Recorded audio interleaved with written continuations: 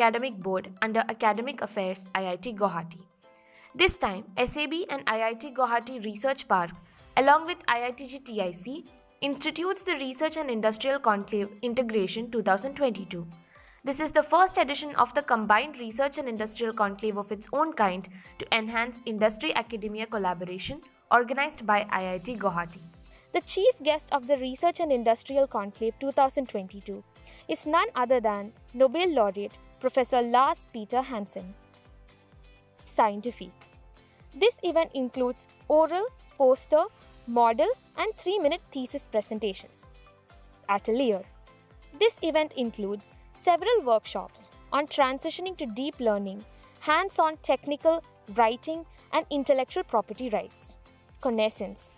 A lecture series provided by eminent academicians and industrialists. Discuter. A stage to outshine your debate on given topics via a panel discussion. Emprendimiento. A platform where you can showcase your startup ideas, raise funds, meet your co-founder, early employees as well as interns. Hackathon. A platform for government bodies and industries to discuss pressing societal problems that may need innovative technical intervention or solutions. Insol.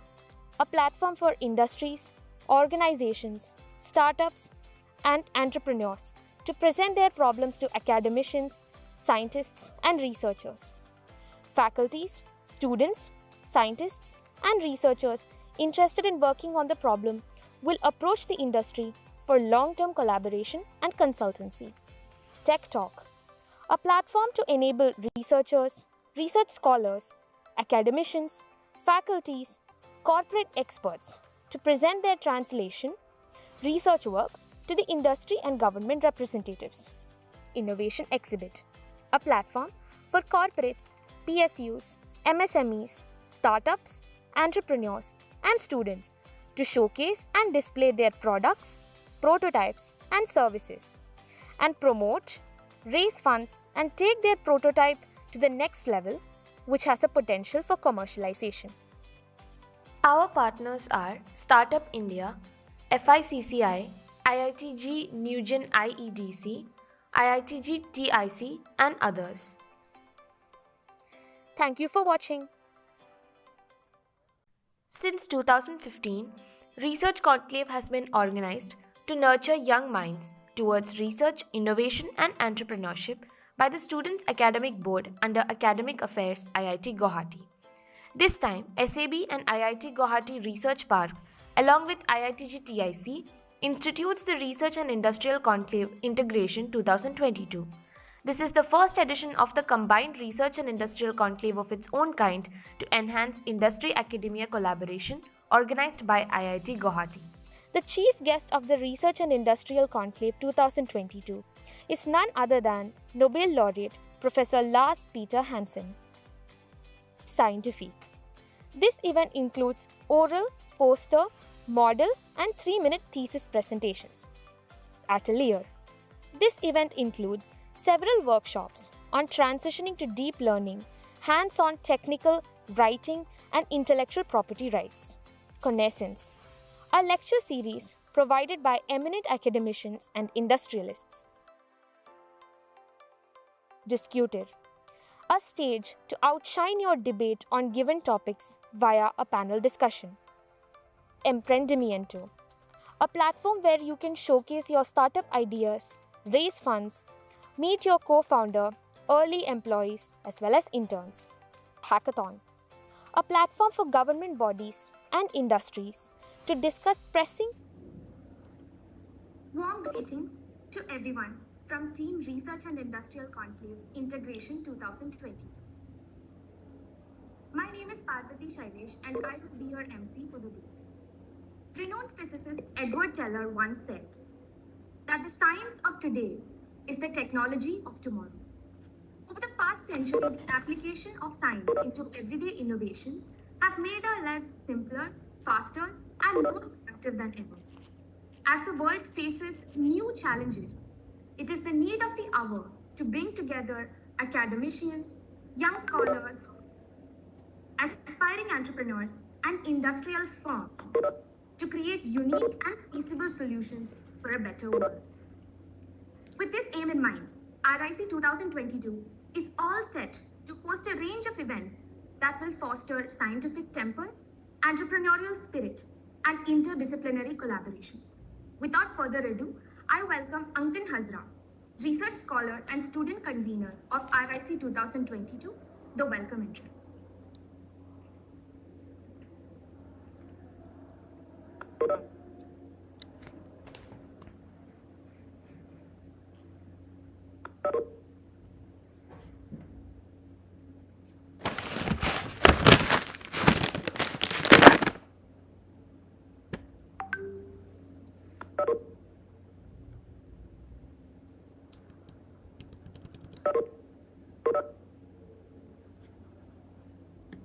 Since 2015, Research Conclave has been organized to nurture young minds towards research, innovation, and entrepreneurship by the Students' Academic Board under Academic Affairs IIT Guwahati.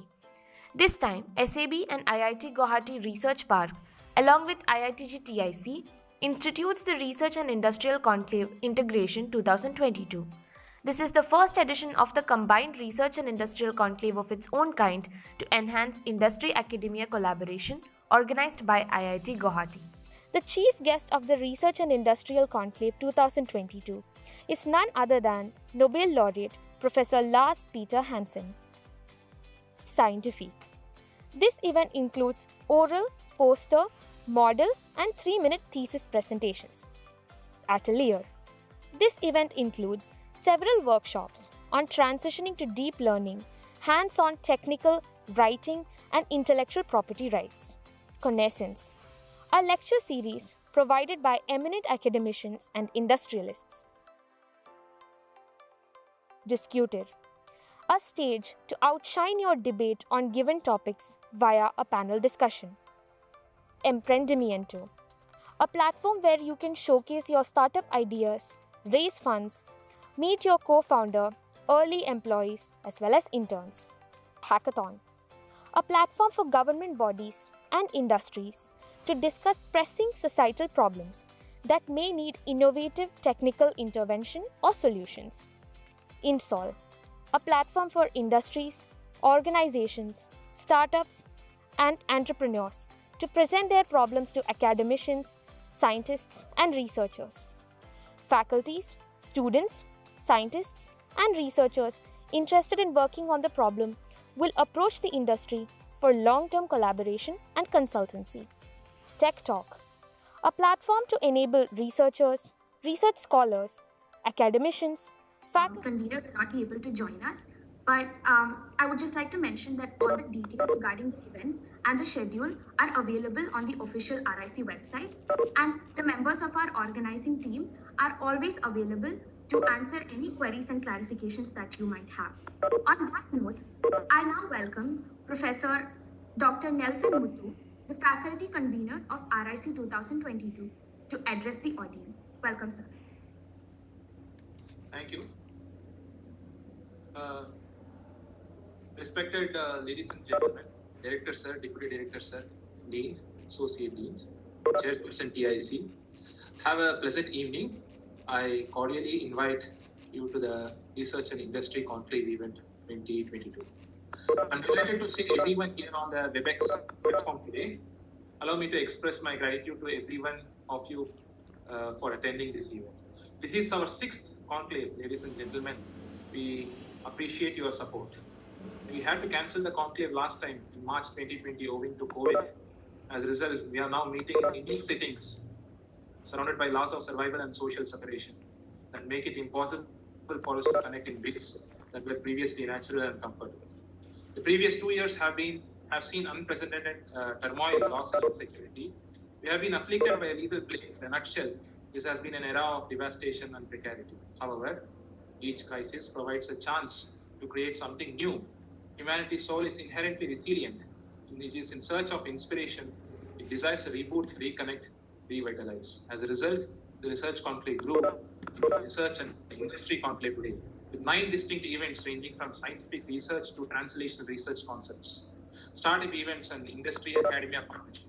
All of this would not have been possible without technology assistance, but especially without the assistance from my fellow colleagues, students and administration. As a result, I want to express my gratitude to the Research and Industry Conclave team for devoting their thoughts, emotions, and hands to this occasion. We'll be looking for fresh ideas and new ways of doing things during the next 3 days. Issues will be discussed in the goal of resolving them. I hope this conclave re-establishes your mood. Happy conclaving. Thank you very much. Thank you so much, Dr. Muthu. The Technology Incubation Center, or IIT Guwahati TIC, has been an integral partner in the organization of the Research and Industrial Conclave. It is my pleasure to welcome Professor R. Ganesh Narayanan, the chairman of IIT GTIC, to address the plenary. Welcome, sir. Thank you, Parvati. Am I audible? Yes, sir. Loud and clear. Okay. Thank you. Good evening to all. Respected Chief Guest, Professor Lars Peter Hassan, Nobel Laureate, Professor T.G. Sitaram, Director IIT Guwahati, other dignitaries, faculty colleagues, and students. Welcome to the inauguration of this Research and Industry Conclave. So, Research Conclave is organized by IIT Guwahati for the past several years successfully. RC provides a good platform for exchanging ideas in academic and research framework. This time, Industry Conclave is added to it. Along with Research Conclave events, this time Entrepreneurship Development Program, Startup Pitching, panel discussion on various topics of interest, Innovation Exhibition, technical talks for experts are organized for about 4 days. We have completed an online Entrepreneurship Development Program few days ago. There were 8 sessions with about 1 month duration. Along with that, one-to-one training was also conducted, Startup Pitching and Entrepreneurship Development Program application. With immense pleasure, I would like to point out that along with Research Park and Student Academic Board of IIT Guwahati, Technology Incubation Center and UGEN and IEDC are also actively involved in RIs. In TIC, we help students, entrepreneurs and faculty colleagues to incubate their companies and support them in all possible ways for their growth. With these few words, I would like to convey my best wishes to all the organizers and mainly the student team members for a successful event. Thank you very much. Thank you so much, Professor. I am delighted to invite Professor Biman Mandal, the chairman of the Students' Academic Board and the Associate Dean of Academic Affairs UG, to speak to us. The podium is yours, sir. Thank you, Parvati. Am I audible? Confirm? Yes, sir, you're on. Yeah. Very good evening to respected director, sir, and to all respected dignitaries, faculty colleagues, staff members, participants, and my dear students attending today's online event. As chairman of Student Academic Board SAB and Associate Academics Undergraduate, IIT Guwahati, I welcome you all to Research and Industrial Conclave Integration 2022. In our rapidly changing world, rigorous scientific research is imperative to understand, explain, and maneuver nature for the benefit of humankind. As IIT Guwahati is scaling new heights in India's research and academic landscape, it is immensely encouraging to see Research and Industrial Conclave Integration 2022 taking its legacy forward to fostering advanced research, interdisciplinary collaborations, and industrial applications to scientific outcomes. The Students' Academic Board and IIT Guwahati Research Park have put in a commendable effort to design a unified conclave at such a challenging time in the current COVID-19 pandemic. It is an invaluable opportunity, I feel, for the participants to interact with acclaimed academicians, professionals from fields of science, technology, and social sciences. It is my honor to welcome all eminent speakers, distinguished resource persons, and participants from within the Institute and beyond the conclave.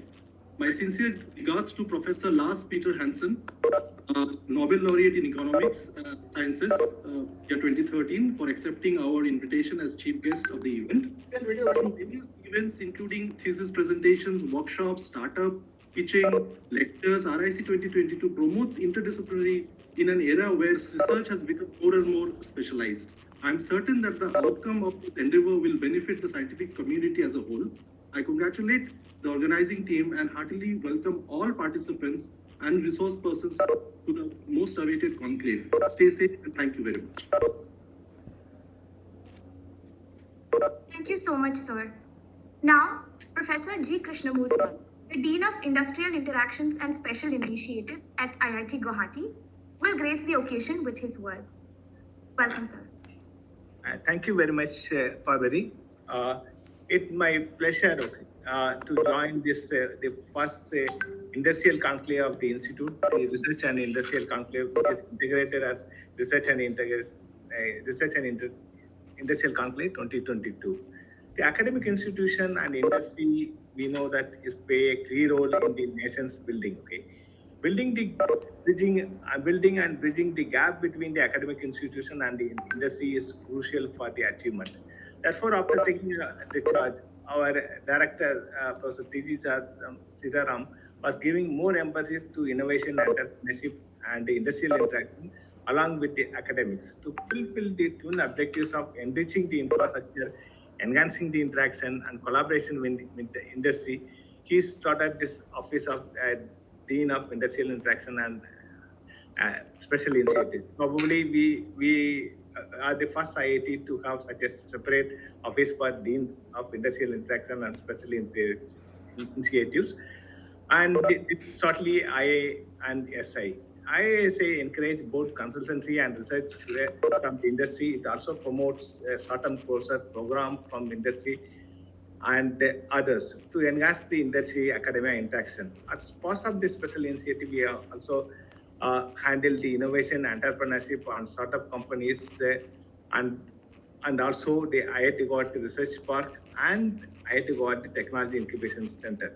So it is our pleasure for IIT Guwahati Research Park to be one of the organizers with the Student Academic Board of IIT Guwahati to organize this event. My special thanks to the chairman of this Student Academic Board, Professor Biman Mandal, okay, and also the Dean of Academic Affairs, Professor Trilaya Manda, to jointly maybe two different officers, first time in IIT Guwahati organizing the one event together, and special thanks to both of them. And after establishing the industrial interaction office, we have taken several steps to enrich the industrial interaction, innovation and entrepreneurial activities at IIT Guwahati. This lead to a steep increase in number of patent files compared to the same period in last year. We increased the number nearly by double. Our technology transfer also increased significantly, maybe almost 7-8 times. Okay, and in addition to that, the companies which joined the research park, that time we have one company, now we have more than 20 companies are working in the research park and collaborating with the faculties and students of IIT Guwahati. This line, bringing the academia and the industry much closer. The annual research conclave and the first industrial conclaves are integrated to organize as research and industrial conclaves integration 2022. It's the first conclave of this kind. We added 6 new events to the research conclave related to industry and entrepreneurial activities. So that this will be a full-fledged research and industrial conclave. For the first time, okay, we have more than 50 startup companies from different parts of the country are participating in this conclave. So this is one of the achievement for us. So from moving from mainly from academic one, we moved towards the industry, and this was the first time we are also partnering with industries like Inaugural, and also we are also partnering with the industry federation like FICCI, and also with the ASDL and others. Okay. In addition, also this Newgen IEDC of IIT Guwahati and the Northeast Center for Biological Center for Healthcare Engineering and the TOCAC of IIT Guwahati, and along with our incubation center is also partnering the event. Okay. And the most part of the industrial conclave is covered by this sponsorship from this sponsors. I thank all of them for their support to the conclave. So, as mentioned by Professor Ganesh, this time we are really having a good number of startups attending the event. So I am happy to say that one of our partner collaborator, they promise us, okay, the top three companies of the startup pitching will get their funding up from their investor somewhere between 25 lakhs to 2.5 crores, depending on the stage of this startup. And they, in addition to several products, they have promised to that. In addition, we are also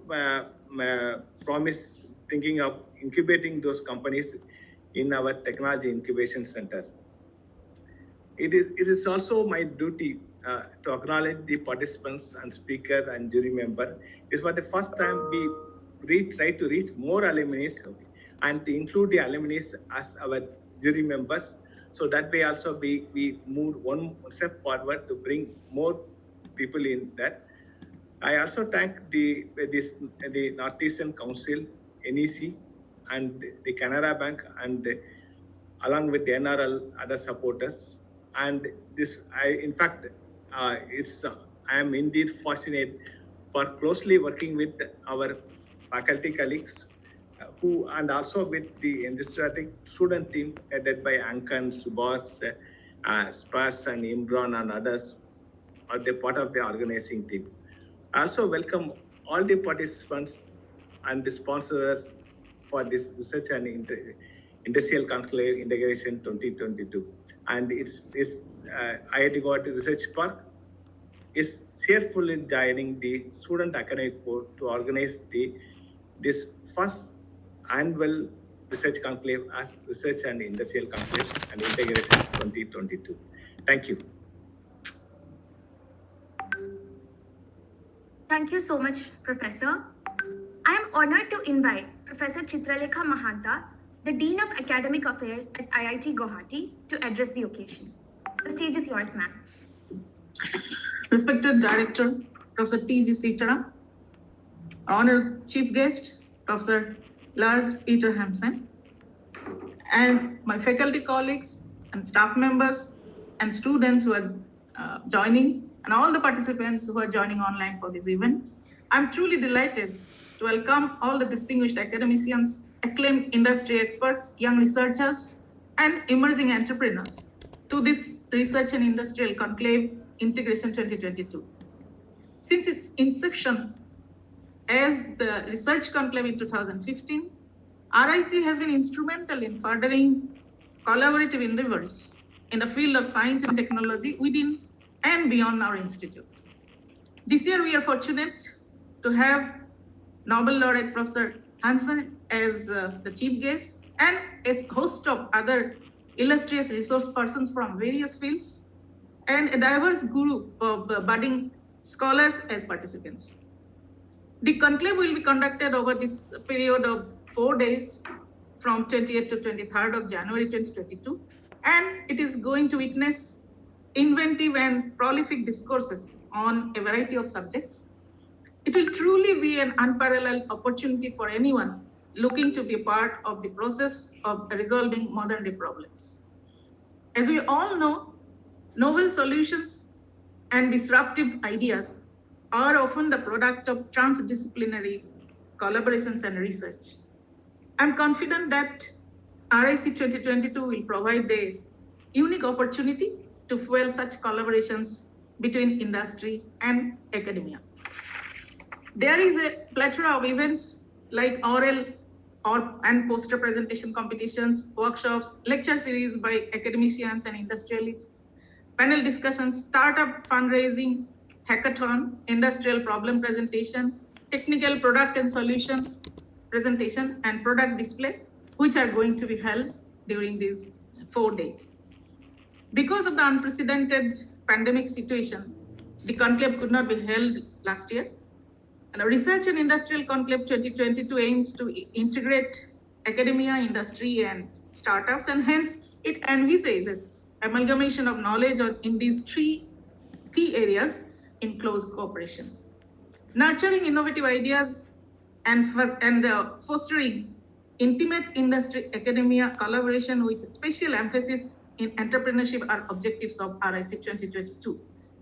The conclave will showcase the state-of-the-art research and development initiatives, which will immensely motivate our budding researchers to aim high. Now, RIC 2022 has invited many eminent scientists whose talks will ignite young minds for pursuing their research to find path-breaking solutions. Exchange of ideas between academia and industries will pave the way for venturing into startups which can make high societal impact by augmenting the service sector. In the current uncertain situation prevailing due to the COVID-19, the service sector has emerged as a huge employment creator. So synergy between academic, industry, startup efforts is the key for a prosperous society and a healthy economy. I wish all the events of this conclave to be greatly successful. I sincerely hope that Research and Industrial Conclave 2022 will inspire young researchers as well as entrepreneurs and guide them in their chosen path to fulfill their dreams. I thank the RIC 2022 team for their untiring efforts in hosting this conclave, successfully defeating all uncertainty, and wish for continuation of its glorious journey. Thank you to all. Thank you so much, ma'am. We shall now have the Institute anthem played. I request the technical team to do the needful.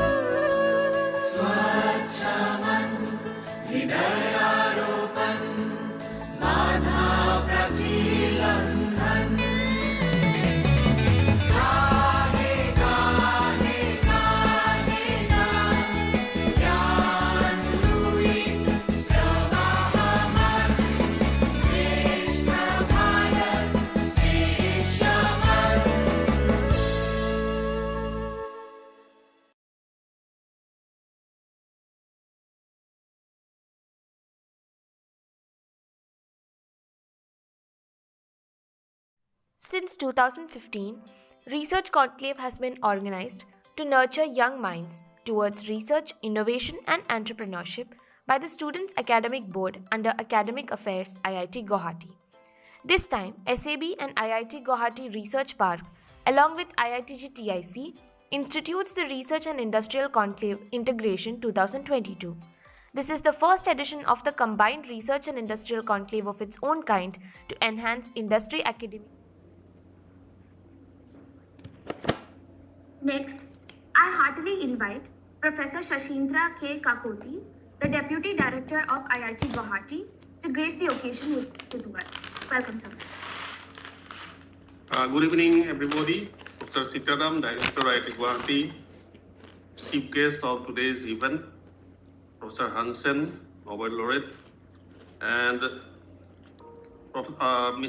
Mr. K. Moses Shalai, Secretary, Northeast Council, and all other dignitaries present, all industry experts, my dear students and colleagues present here today.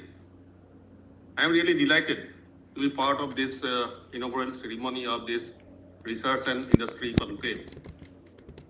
Earlier persons were actually Research Conclave. This time, as already mentioned by many of you, This is a new edition of Research and Industry Conclave. There is a necessity to bring industry to the close vicinity of research, which is held in IITs particularly. And IIT Guwahati is set up for taking up issues which industry face. So if we have a close collaboration with the industry, we'll be able to find out the real problems the industry is facing, and we can take part in resolving many of such issues. So that is the basic reason why research and industrial conclave is being organized. During this pandemic, it was not possible to come up with a physical event.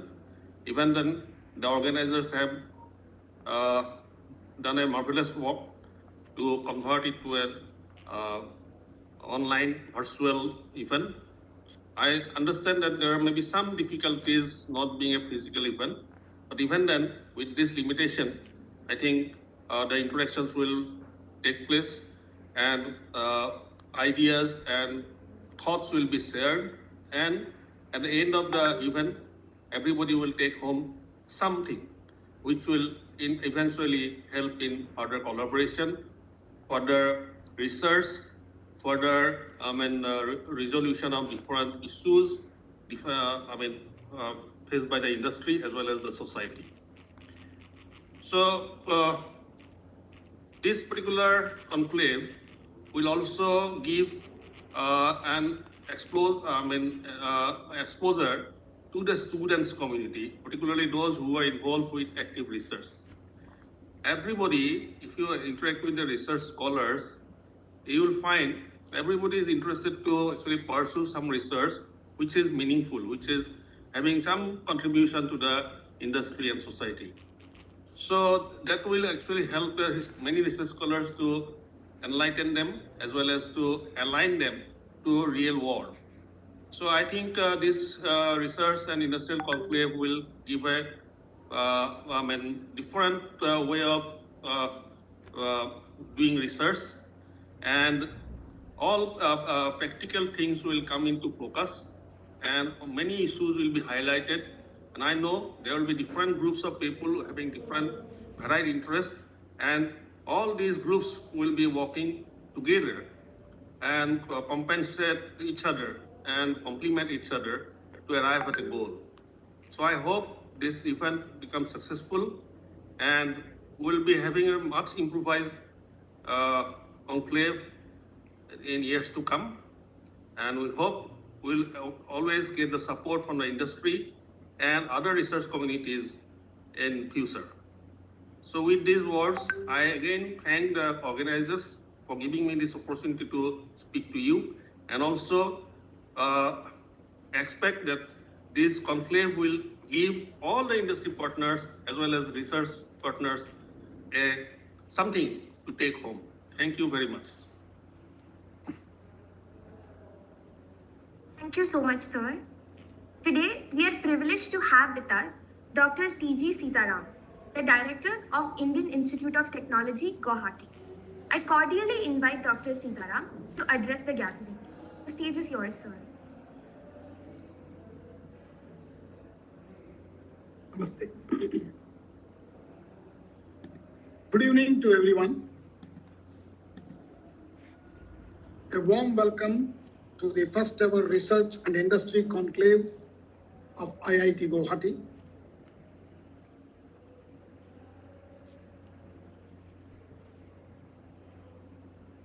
Professor Lars Peter Hansen, David Rockefeller Distinguished Professor in Economics and also Nobel Laureate from University of Chicago.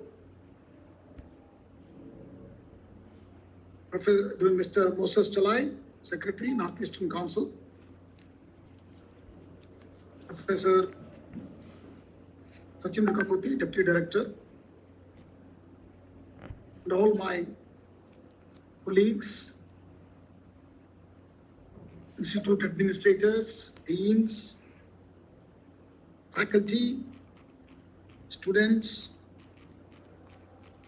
and all the delegates and all the invited speakers for this research industry conclave. Friends, industry institute interaction is a very important step towards empowering skills to all our research scholars, students, both from undergraduate and postgraduate to doctoral students. Industry interaction, industry academia interaction is an important process to be included mainly for all the curriculum, as it can provide necessary inputs to the academic institutes to build the competencies required by faculty and our students. Major percentage of our students who join either industries or build themselves many startups and got into many entrepreneurial activities immediately after their graduation. This is an important step so that they can build their network. Hence, academic institution needs to catch up to the demands of the industry requirements by equipping students with necessary skill set, by designing special activities through associations with reputed industry leaders. Even industries will be interested in regular interaction and institutes from which they recruit graduates either for their jobs, and also, as I told you, our students, and many of them are getting into startups and entrepreneurial activities, which they will directly benefit through this networking. So it's very, very important to develop this networking between the industry and academia. And this is the first ever such research and industry conclave at IIT Goa. It is done with purpose of increasing or enhancing the industry academia collaboration. In continuing our efforts at IIT Guwahati to boost the industrial interaction, we took up a challenge, and our colleagues have done a fantastic job to include converting earlier research conclaves to research and industrial conclaves. So let me first of all congratulate the entire team of faculty who are made this possible. Today, this is truly an amalgamation of academia, industry, and startups. This event is a joint event organized by IIT Guwahati and IIT Guwahati Research Park. And as you all know that IIT Guwahati Research Park is a society, a passionate company, envisioned as a high-energy workspace that provides space for industry-academia interaction and collaboration to encourage innovative thinking, where faculty, student, and industrial personnel meet, interact, and work on the industrial problems. It is also first ever industrial conclave at IIT Guwahati to enhance the industry academic collaboration. For the first time, Startup India, IIT Guwahati Technology Incubation Center, industries such as Numaligarh Refinery Limited, and industrial organizations such as Federation of Indian Chamber of Commerce and Industry, that is FICCI, Automotive Skill Development Council are partnering with IIT Guwahati to organize the research and industrial conclave. So let me congratulate all these partners. I also thank them from the bottom of my heart that this was made possible even during this pandemic. We wish that this event would have been an offline event, but our wish is something, the destiny is something else. So we are assembled on this platform, but anyway, we can also reach out to a larger audience through these online platforms.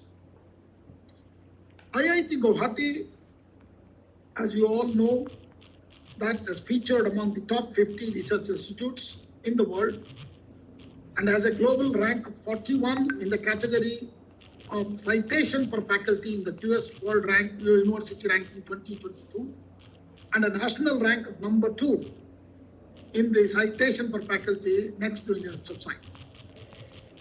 IIT Guwahati faculty is well known for their cutting-edge research activities and active involvement in the dissemination of technologies. They have published more than 2,000 publications per year with an index, very high index. In the last 5 years, more than 200 patents are also has been filed from the institute, IIT Guwahati. As one of the top research institute, IIT Guwahati has today converted its research conclave, which is generally done by the academic body of the students, to an industry and research and industry conclave, RIC 2022. Let me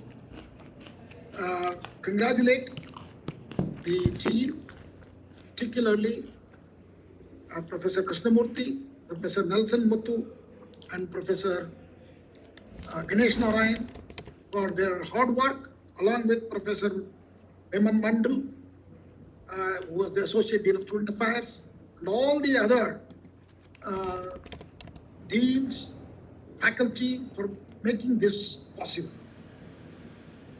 RIC 2022 will be an unparalleled opportunity for researchers and industry persons, entrepreneurs to present their original work, share their knowledge, build networks, and raise funds for the startups. RIC 2022 will provide a platform for students, innovators, entrepreneurs to showcase their concepts and ideas to investors and industries. It will also inspire and encourage young minds towards research and innovation. And I'm very happy to tell you, distinguished academicians and professionals from India and abroad will also grace the occasion and deliver talks and also interact with our participants. RIC 2022 aspires to be one of the best place for exchanging knowledge and ideas for the benefit of the broader society. And I'm very happy that today we have a Nobel laureate who was a recipient of the Nobel Memorial Prize in Economics in 2013, Professor Lars Peter Hansen, who is also a David Rockefeller Distinguished Service Professor of Economics at the University of Chicago, who has agreed to deliver the inaugural address. So we thank him for accepting our invitation and agreeing to deliver this talk. In addition, we have a very distinguished faculty and professors like Professor Ramagopal Rao, former director, Professor Kushal Kanwar Sharma, the Elephant Doctor of Assam, Professor Anil Kumar Gupta, former professor of IIM Ahmedabad and also mentor of our business school, Dr. Bhupati Kumar Das, retired MD of Numaligarh Refinery Limited and founder MD of Bharat Oman Refinery Limited, and many other prominent speakers today. First of all, let me thank every one of them for agreeing to deliver the talks in our conference. I congratulate once again the entire RIC team and wish the event a grand success. I'm eagerly looking forward for the discussions and the new ideas which emanate from this RIC 2022. This is going to be a continuous event from this year onwards at IIT Guwahati. We are going to interact more and more. I would like to also tell you, we have actually introduced that we will have industry advisors at every department. Professor Hansen will be joining and shortly. Schools and centers. Does he stay on this link, or We does already he use have the them. different one that you So sent? this is done with an intention of understanding industry needs and modify our academic curriculum, which will best suited for our students who are going to graduate from IIT. This will be a very unique opportunity for all our students who are present on this platform to understand the importance of the RIC 2022 and Yes. participate in a big way also interact with all the experts who are available on this platform. May this conclave add immense value to unending pursuit of excellence in research, innovation, Okay, and great. entrepreneurial and industrial interaction. We can also have a trial.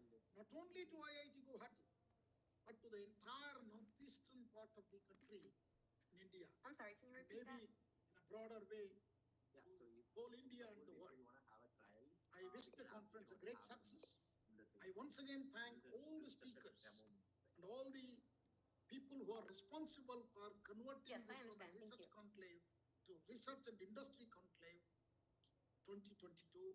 And at the last, I would like to congratulate all the students, volunteers who are part of this.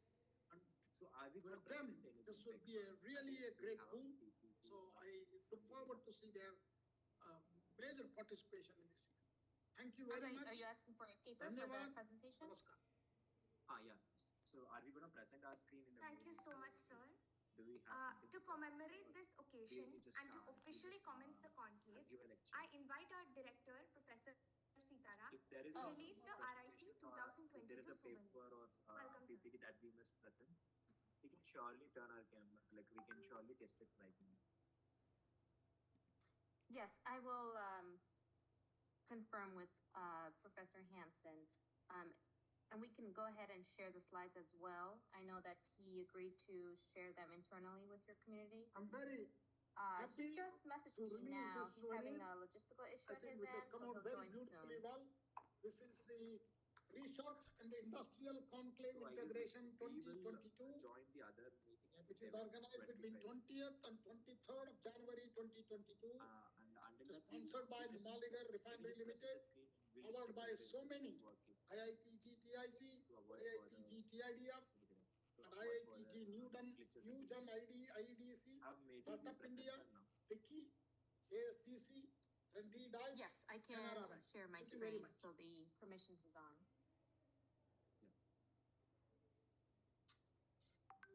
Thank you so much, sir. Heartfelt gratitude to all of the dignitaries who shared their words So everyone with us can see today. this. And before we move on to the most awaited inaugural lecture of RIC 2022, And now the I Zoom screen is request the technical team to play the video Okay, that great. introduces the events that we have lined up.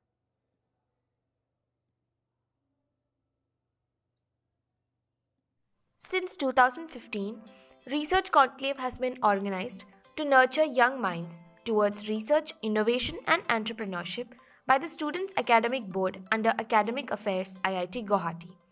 This time, SAB and IIT Guwahati Research Park, along with IITG TIC, institutes the Research and Industrial Conclave Integration 2022.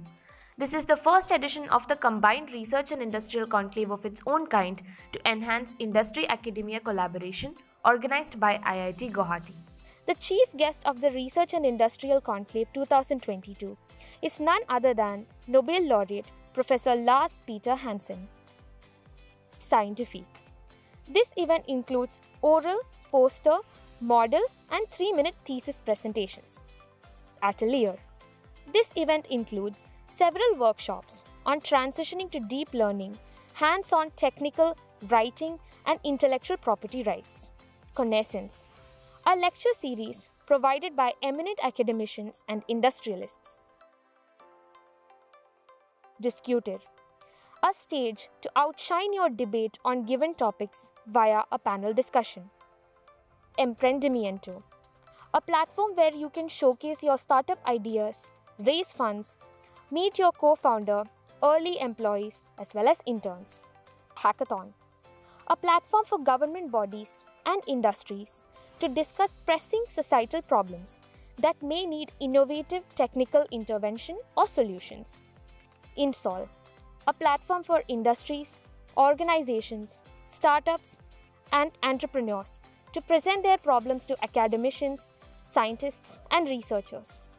Faculties, students, scientists, and researchers interested in working on the problem will approach the industry for long-term collaboration and consultancy.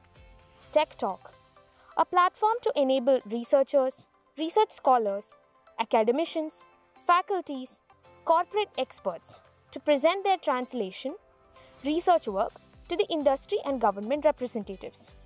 Innovation Exhibit, a platform for corporates, PSUs, MSMEs, startups, entrepreneurs, and students to showcase and display their products, prototypes, and services, and promote, raise funds, and take their prototype to the next level, which has a potential for commercialization. Our partners are Startup India, FICCI, IITG Nugen IEDC, IITG TIC, and others. Thank you for watching. Since 2015, Research Conclave has been organized to nurture young minds towards research, innovation, and entrepreneurship by the Students' Academic Board under Academic Affairs, IIT Guwahati. This time, SAB and IIT Guwahati Research Park, along with IITG TIC, institutes the Research and Industrial Conclave Integration 2022. This is the first edition of the combined research and industrial conclave of its own kind to enhance industry-academia collaboration organized by IIT Guwahati.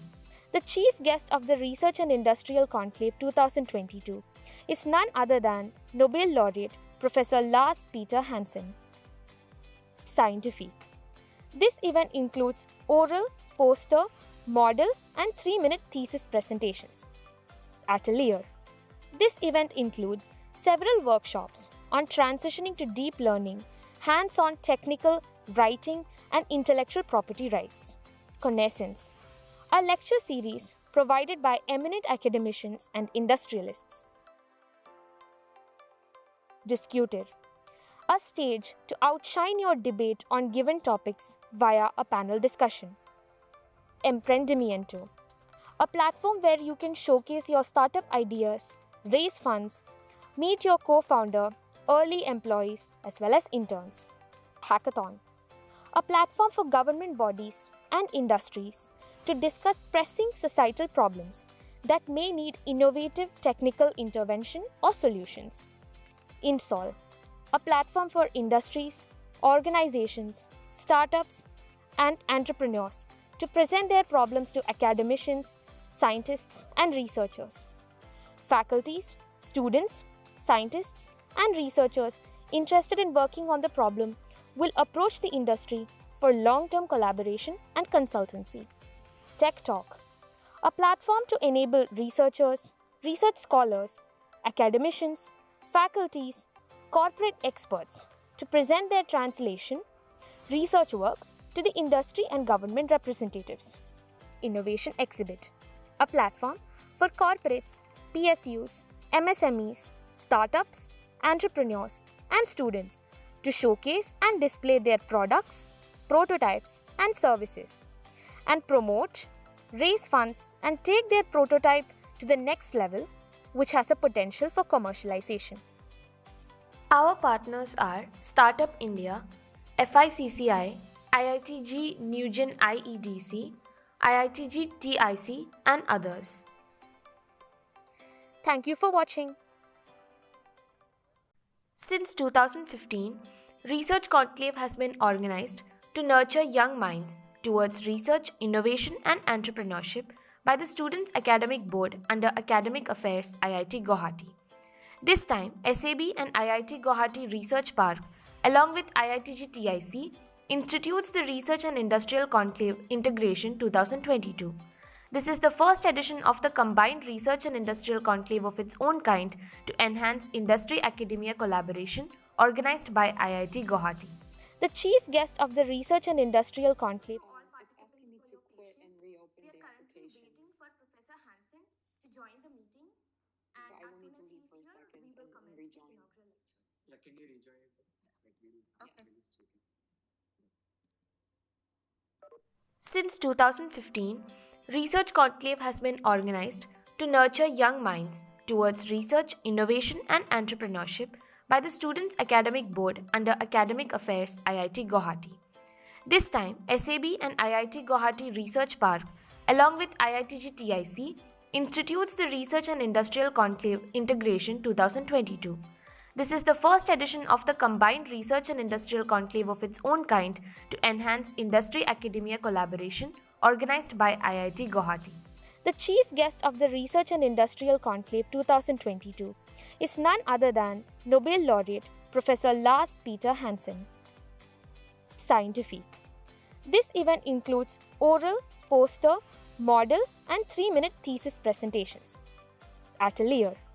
This event includes several workshops on transitioning to deep learning, hands-on technical, writing, and intellectual property rights. Connaissance. A lecture series provided by eminent academicians and industrialists. Discuter. A stage to outshine your debate on given topics via a panel discussion. Emprendimiento. Chief guest, distinguished economist and Nobel laureate Professor Lars Peter Hansen. I first welcome Professor Amarjyoti Mahanta from the Department of Humanities and Social Sciences at IIT Guwahati to introduce our guest and I'm moderate happy to the share session. the screen Welcome, since sir. Valentino will need to go once Thank you, Professor Parvati. Hansen joins, and of course I can't present. A with very him good since he evening wants to speak. all respected dignitaries, Professor Lars Peter Hansen, Professor T.J. Sethuraman, Director IIT Guwahati, Professor Sonendra Kakuti, Deputy Director IIT Guwahati, and all the deans present here, faculty members and students. IIT Guwahati fraternity is delighted to have Professor Lars Peter Hansen as Chief Guest of Research and Industrial Conclave 2022. Professor Lars Peter Hansen is David Rockefeller Distinguished Professor Service Hansen is Professor in the of main Economics session. Statistics, Booth School of So Business we will and the move College, University of Chicago. Professor Hansen is the recipient of 2013 Nobel Prize in Economic Science along with Professor Eugene Fama and Professor Robert Siller for empirical analysis of asset prices. Professor Hansen is also recipient of number of awards and honors. BBVA Foundation Frontiers of Knowledge Awards in Economics, Finance and Management for making fundamental contribution to our understanding of how economic actors cope with risky and changing environment. CME Group MSRI Prize in Innovative Quantitative Application in 2008. He has also received Erwin Klein Neymar's Prize in Economics from Northwestern University in 2006, and he has received Frisch Medal from Econometric Society along with Professor Kenneth Singleton in 1984.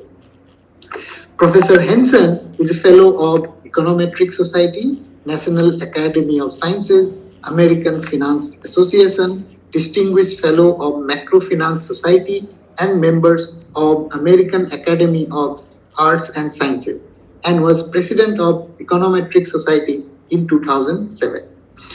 Professor Hansen has delivered number of prestigious lectures, Lionel W. McKenzie Annual Lecture in 1992, Fraser Sludge Lecture to Econometric Society 2006, Ely Lecture to American Economic Association in 2007, Kaufman Memorial Lecture at Yale University in 2008, Princeton Lecture in Finance in 2010, and Core Nobel Talk in 2016. These are some of his prestigious lectures.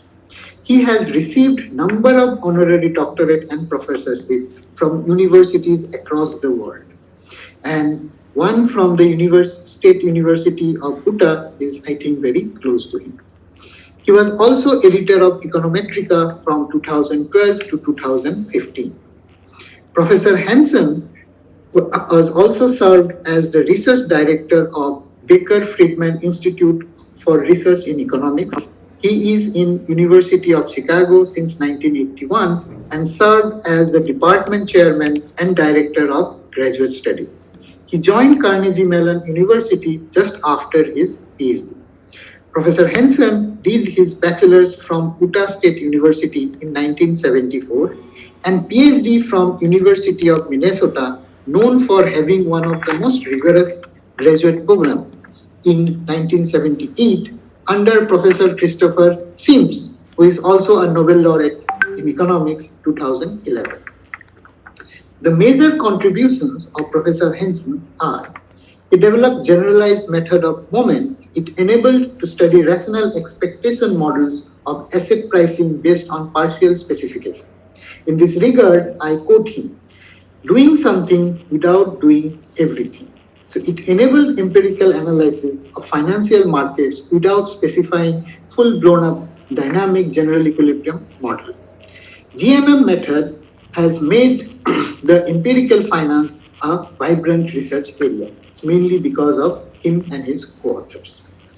Second important contribution is in the field of stochastic discount factor model. He made number of methodological contributions in this area. Third area of research is in the asset pricing models with model misspecification. They dealt with questions like how can one keep pricing errors small if the model is misspecified. Fourth area is the study of linkages between finance and macroeconomics, the characterization of trade-off between risk and return in financial markets, and also measurement of risk. Fifth area is robust control theory, where rational decision makers take into account model misspecification. But these models requires full specifications. So his research moved from partial specification of model to full specifications of model. Of late, Professor Hansen is trying to bring uncertainty into forefront of macroeconomics modeling. They are studying uncertainty as risk and ambiguity. Because of this type of uncertainty, it is difficult to measure systemic risk, which is one of the reasons for 2008 economic recessions. Now I welcome Professor Hansen to deliver the inaugural lecture titled Macroeconomic Consequences of Uncertain Climate Change. Professor Hansen.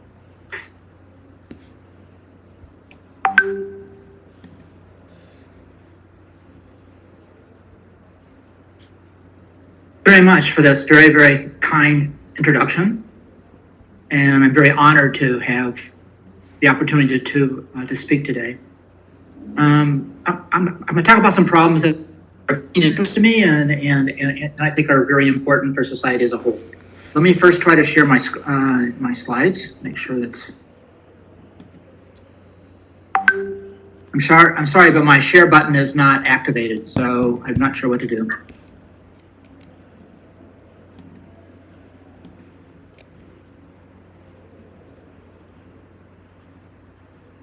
Oh, there we go. Let me see if I can find it now.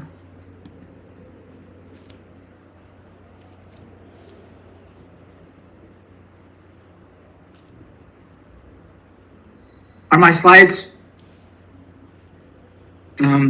seeable? Are they viewable?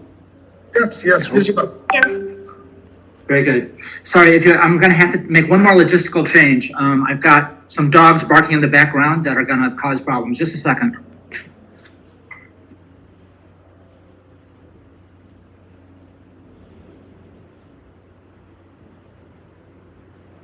Thank you. Okay, thank you.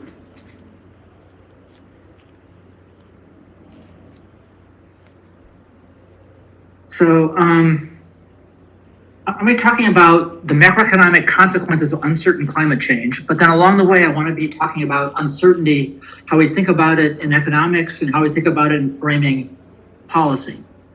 And I'm going to be using a lot of illustrations. I'm going to be kind of, and this will be for pedagogical purposes. I will not delve into the some of the formal modeling details, but I want to convey the basic ideas and I want to convey the our overall ambition.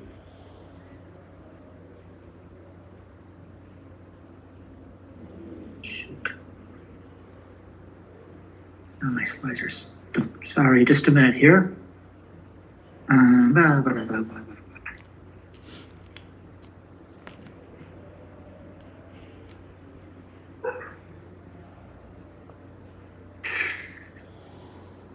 Wow. So for some reason, my slides are frozen. Let me just see what I can do here.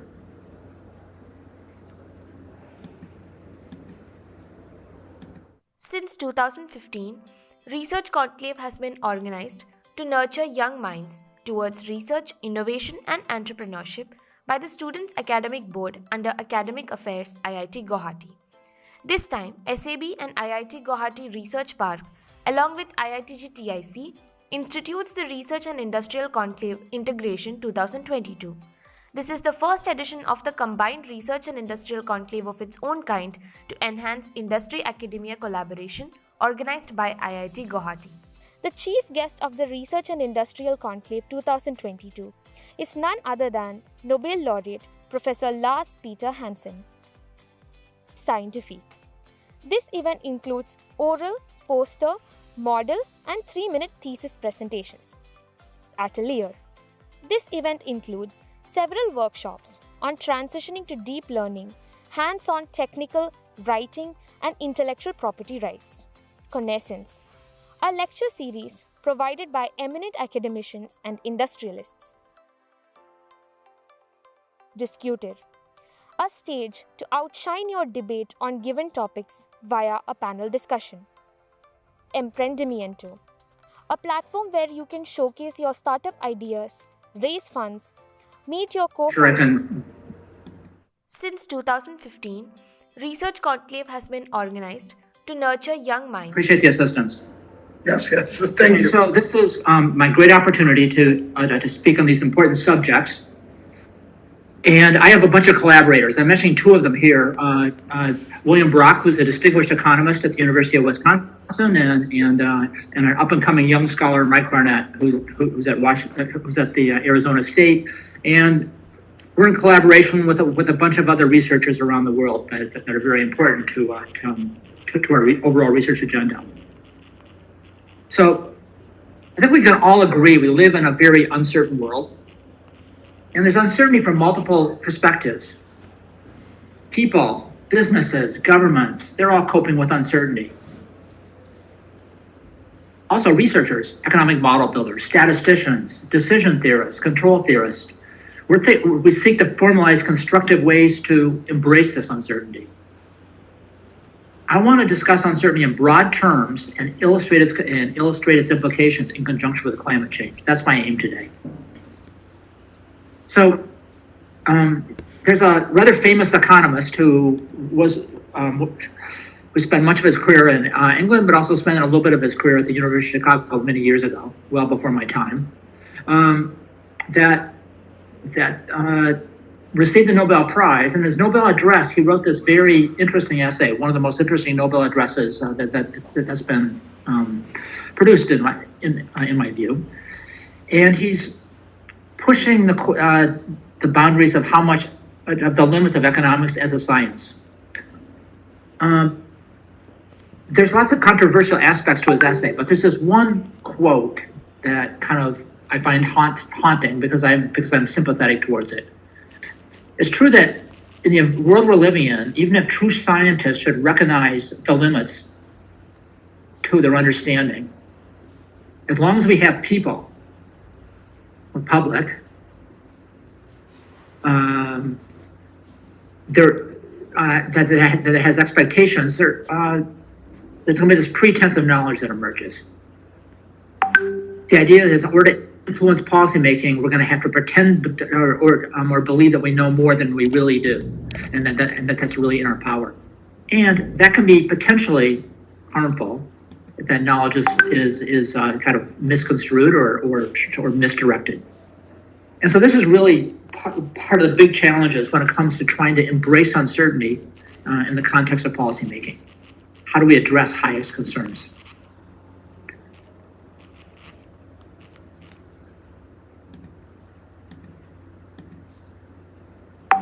I froze again, son of a gun.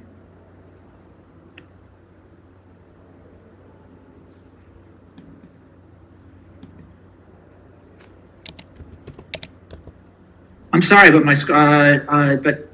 I've frozen a second time here. Since 2015, Research Conclave has been organized to nurture young minds towards research, innovation, and entrepreneurship by the Students' Academic Board under Academic Affairs, IIT Guwahati.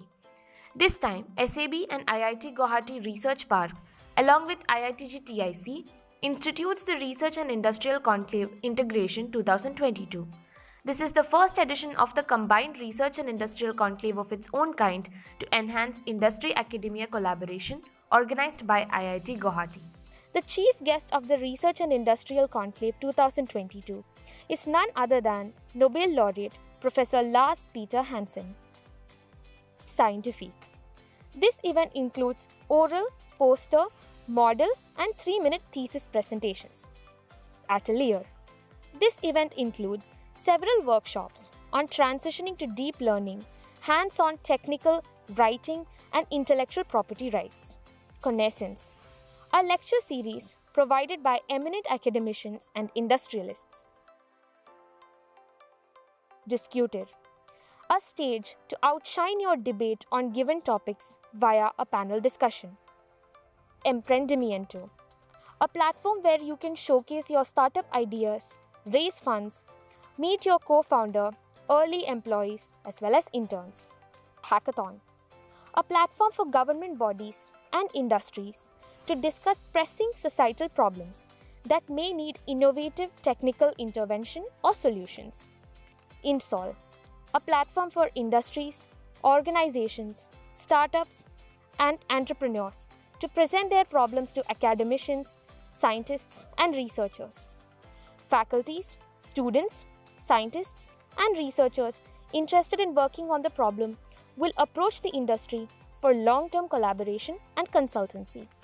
Tech Talk, a platform to enable researchers, research scholars, academicians, faculties, corporate experts to present their translation, research work to the industry and government representatives.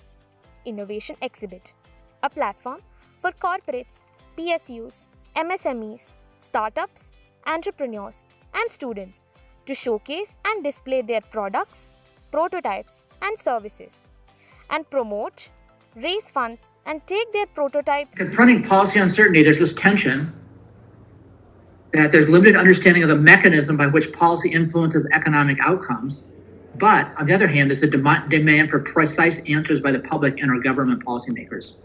This leads to this distortion of kind of information flows going from scientists to policy. We want to figure out how to address that. Next slide, please. So uncertainty, has a long history in economics. There's two famous economists that were wrestling with this construct years ago. One is Frank Knight, on the University of Chicago, and Keynes, who's a famous British economist. Both of them argued for treating uncertainty in broad terms. The quote from Knight here is that uncertainty must be taken in a sense to be radically distinct from some familiar notion of risk. And I'm only talking about what risk is here. But think about risk at this juncture as being coin flips. You have 50-50 chance of getting heads or tails, rolling dice. There's a 1/6 chance of getting each of the different numbers. Keynes, as a rule, we only have the vaguest idea, but the most direct consequences of our acts. Again, he's arguing that we need to think about uncertainty in broader terms. Next slide, please. So, risk. What is risk? So for the purposes of this talk, risk is going to be the notion of drawing from an urn, and you know in advance inside that urn are 75 red balls and 25 blue balls. So what's the chance of drawing a red ball? Well, it's about the probability is 0.75. We know the probabilities, but we don't know outcomes. A lot of economic analysis is under the notion of risk. It's done under that notion. We know probabilities, but not outcomes. Next. Ambiguity. So suppose we cover up the urn. Now there's an unknown number of red balls and an unknown number of blue balls. Here's where statistical inferences start coming into play, the field of statistics. We can draw out of that urn, so let's say replacement, over and over again. And if we draw a whole bunch of times, we can start figuring things out. But ex ante, there's going to be uncertainty, and it'll only get resolved with large amounts of data. Next. So the problem with this large amount of data is just as we're kind of drawing and trying to learn things, the world can change on us. So the number of red and blue balls themselves might be themselves fluctuating over time. So we're kind of always learning about something that's moving on us. And so we never fully figuring things out. Next. So now let's make this more operational. Uncertain climate economics. So because of what I've just described, while climate change literature and policy talks about notions of risk, we want to think about these much more broadly and use methods that do so. So that's why I've got in quotes the notion of physical risk and transition risk. And this is a categorization that's often used in discussions of climate change. There's so-called physical risk. If we omit CO2 in the atmosphere today, that's going to change temperature in the future. That's a kind of a physical notion of uncertainty. Climate scientists help us understand that. There's so-called environmental tipping points. There's concerns that at some point in time, if we put enough CO2 in the atmosphere, something really dramatic is going to happen. You're going to cross some threshold, and it's going to lead to potentially dramatic consequences after crossing this threshold. That's also a type of physical risk, which is often talked about. There's another notion of risk that comes under the heading of transition risk. Again, I want to think about these a bit more broadly. One is damages. So once we have these temperature changes, we damage the environment, we affect, so there's social consequences and consequences to economic opportunities. What are those? Once we do climate change, there will be some adaptation. What will be its nature? Transition risk. Potential for green technologies. We can develop these new clean technologies. But how quickly can we do that? And how efficient will they be? Finally, a type of transition risk, and this, which the private sector faces, is uncertain governmental actions.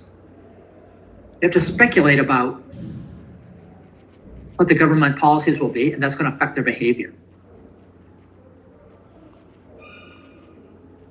So in the case of climate change, imagine that you're kind of sitting on a bunch of oil reserves, and down the road there's going to be this very large taxes put on oil consumption. How quickly do you develop them depends on what your guesses are about the economic policy changes in the future.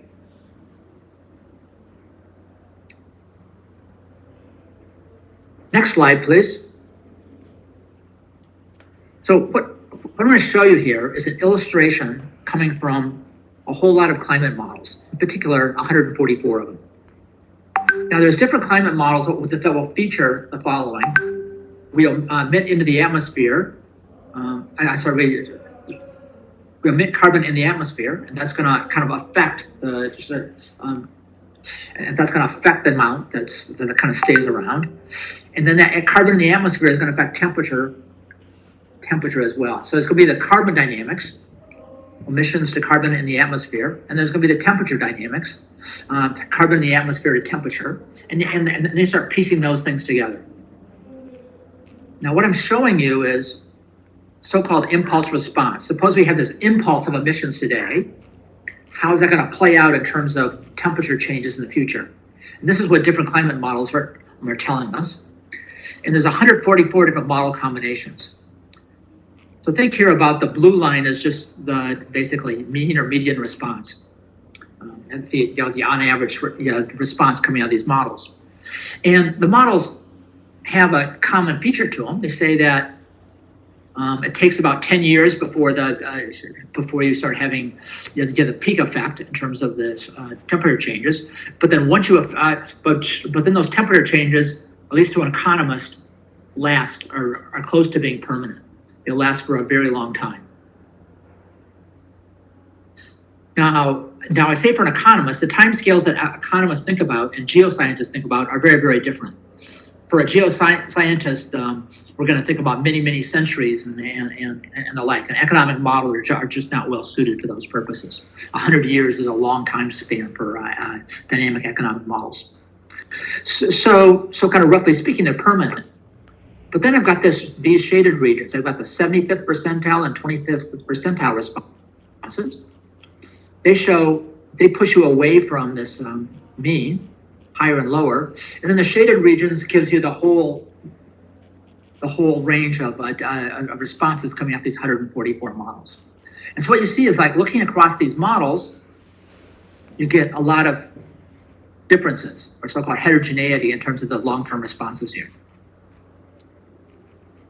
Now, these are percentiles, so to actually translate those into probabilities, one would have to equally weight all 144 models, which you may or may not want to do.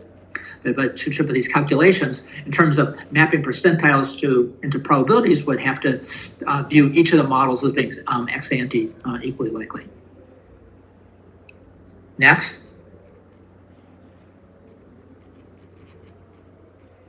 So here I'm giving you a very highly stylized perspective on economic damages and the like, and this is by way of illustration.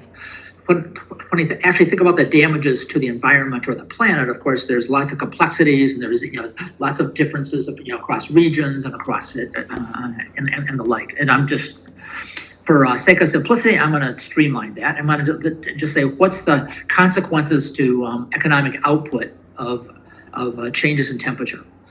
These economists sometimes use these constructs called damage functions that captures these simplifications.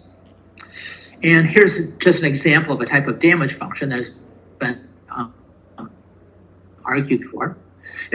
Damages are very, very modest until you hit some anomaly, say, so temperature anomaly. So that by temperature anomaly, I mean the difference between kind of some baseline pre-industrial temperature and kind of where we are now. And we're now talking about an anomaly of 1.5 degrees Celsius. We're basically pretty around 1 right now, I suppose.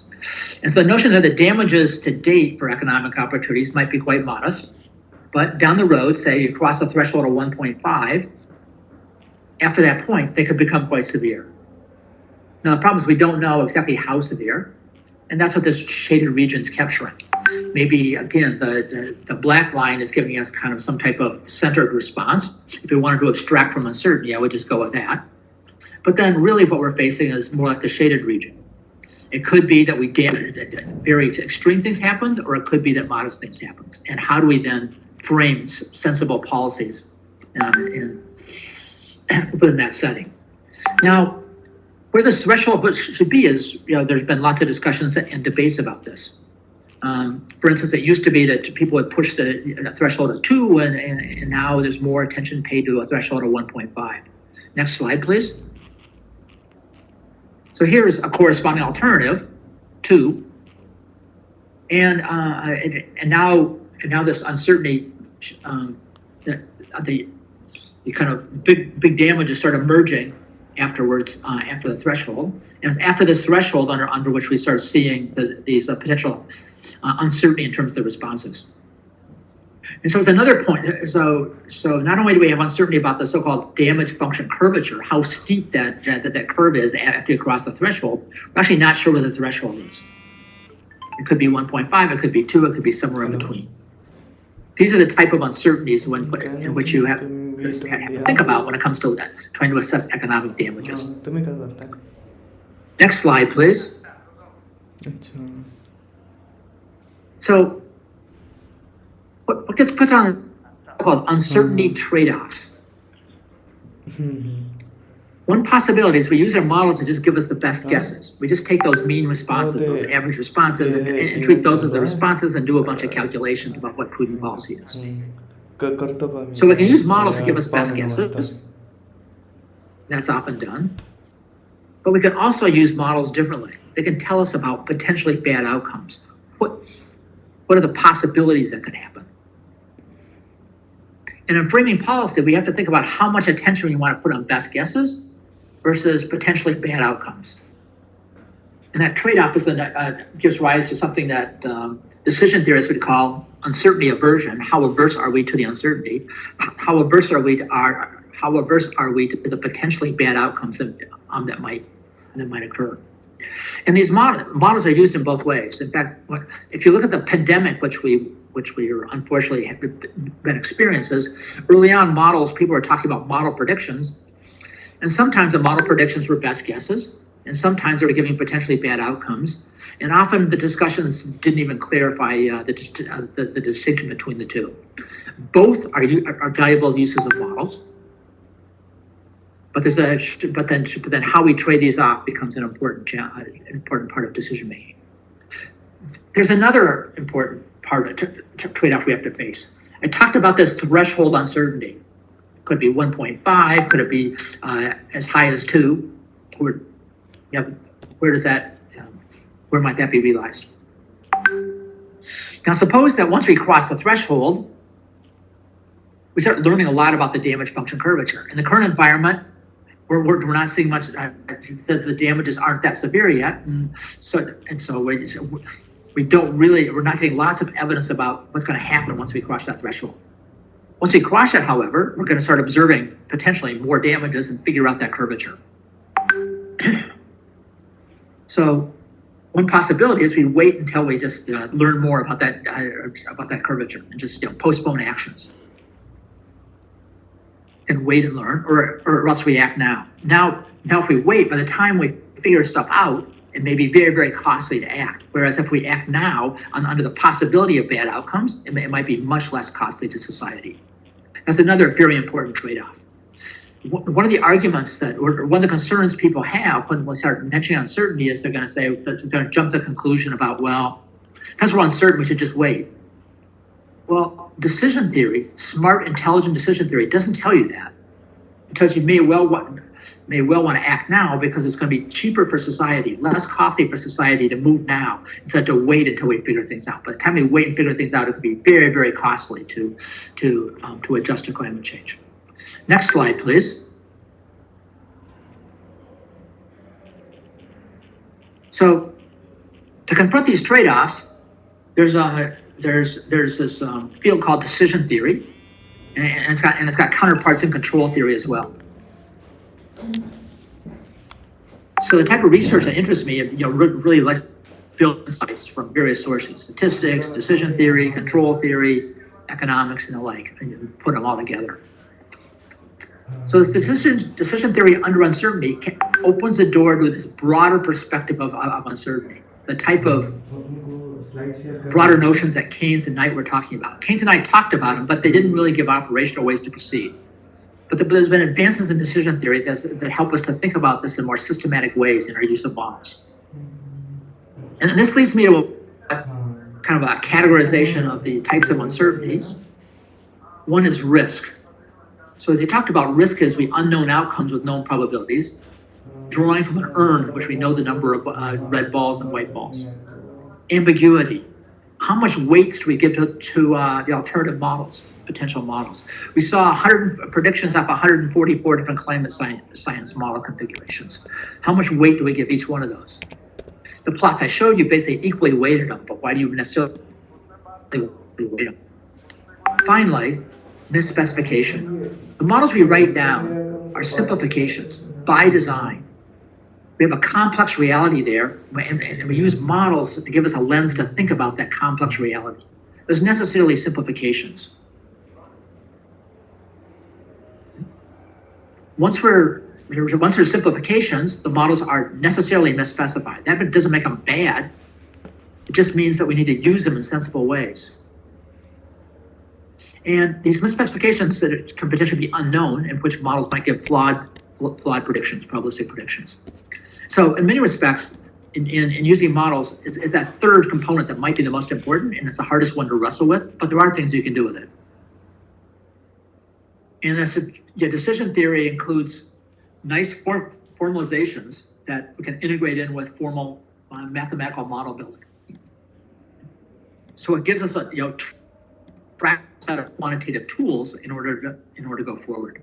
It gives us better ways to do what's called uncertainty quantification for dynamic economic models, and they're potentially used for both private sector planning, but also government policy analysis. Next slide, please. Now, how do we navigate uncertainty once we take this broader perspective? We want to use probability models. We don't want to throw them out. We want to allow them to be a specified guide, specified, and we're not quite sure. Different models can give different probabilities. We're not sure which among multiple models to use. So the aim of this research is to allow for multiple models, to use the models in sensible ways, not to discard them, and to still use the tools from probability and statistics to limit or bound the types of uncertainties that are entertained. As I talked about in this subversion, policymakers will have to decide what their dislike of uncertainty is about probabilities over future events. The implementation, as it takes place, is to take these different forms of these uncertainties with the corresponding bounds and figure out, it could be highly dimensional, and figure out, reduce it down to a much lower dimensional problem, and figure out which of those uncertainty components really matter to the decision maker. Which are the ones that have the most adverse consequences? Those are the ones to be paying attention to, not the ones that are largely inconsequential. We can use the modeling and decision theory to do those type of calculations. And that's our notion of trying to confront this uncertainty quantification. A nice mathematical outcome, which I will not have developed, but I'm just going to put on the table here because I'm going to show you some plots about this, is you can take some baseline probabilities, best guess probabilities, and then you make these uncertainty adjustments. And the uncertainty adjustments can be reflected in terms of how we twist those probabilities, how we push them in a little bit different directions in order to engage in more prudent decision making, taking into account the uncertainties. So that turns out to be a nice mathematical tool that allows us to use these formal probability models in dynamic settings. Next slide, please.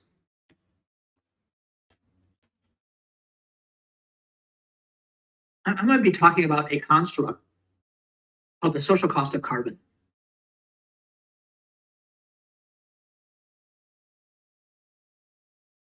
The social cost of carbon is something that shows up a lot in cost-benefit analysis in economics and environmental economics. And it's related to this construct of it can be related to this construct of an externality. So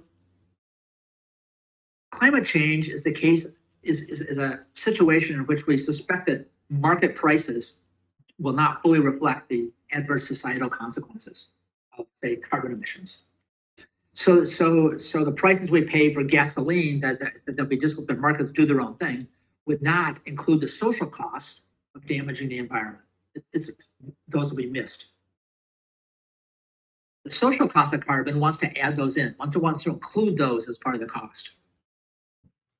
It's not just what would emerge for competitive markets, because they miss part of the cost of society. So so the simple one way to construct that would be develop so-called taxes that would that would tell you how much to that would close this wedge between the market prices and the societal costs. And there's other policies that can also confront this social cost of carbon. So I'm going to be using models as ways to compute social as opposed to market cost of carbon. It's going to turn out that this opens the door to another field: finance, asset pricing theory, and the like.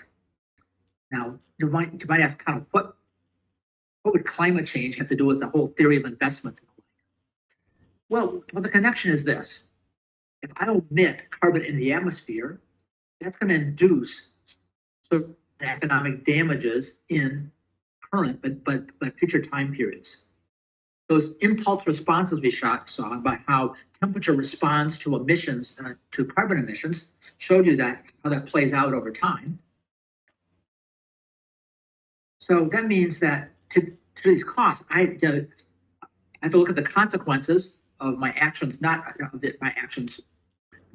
these emissions, not only today, but tomorrow, the next day, and all the way down the road.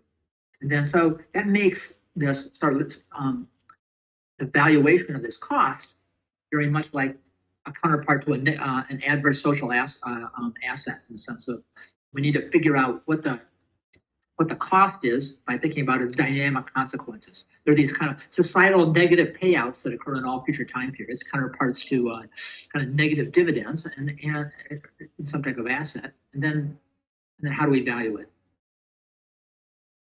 So there's lots of work in asset pricing aimed at entirely different questions that could be just brought to bear on how to represent the social cost of carbon in the presence of uncertainty. Next slide, please.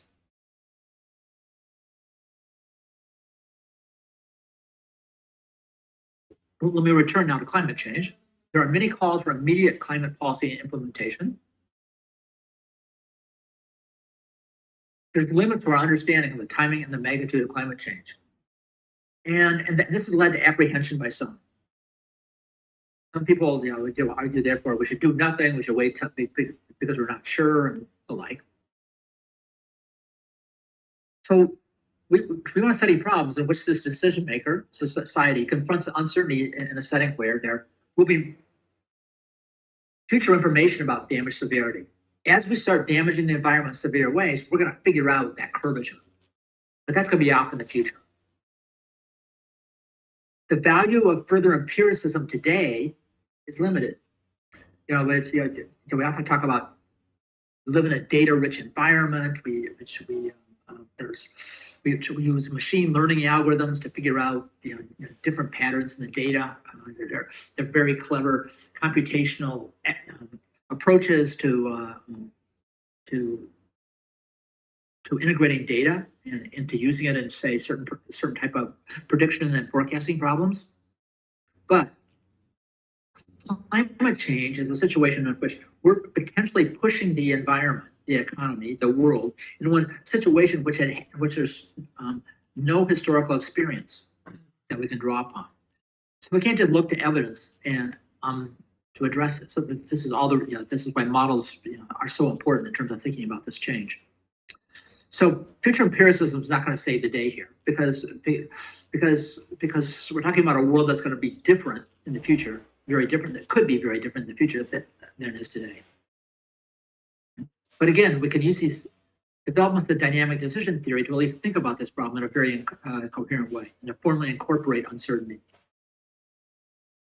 into this setting. Next slide, please. So early on, I gave you that plot of the responses, the impulse responses over 144 different models. What I'm going to do is I'm just going to mechanically, I'm going to look at what happens over longer horizons. I'm going to do the calculation by actually literally discounting the responses at a very low discount rate, just as a summary statistic here. And so this is, roughly speaking, where those impulse responses end up after 100 years. And so I've tabulated this across those different models. So this is just a histogram. This histogram, as I say, basically treats all the models as say, equally likely, which we may not want to do. And this shows you the climate sensitivity and the uncertainty in the climate sensitivity coming from this family of climate science models. So this can be input into our calculations. We don't know what that climate sensitivity is. Okay, but we do have some notion of the probabilistic characterization of it, which this histogram is the starting point. Next slide, please. Now we also have this uncertain damage thresholds.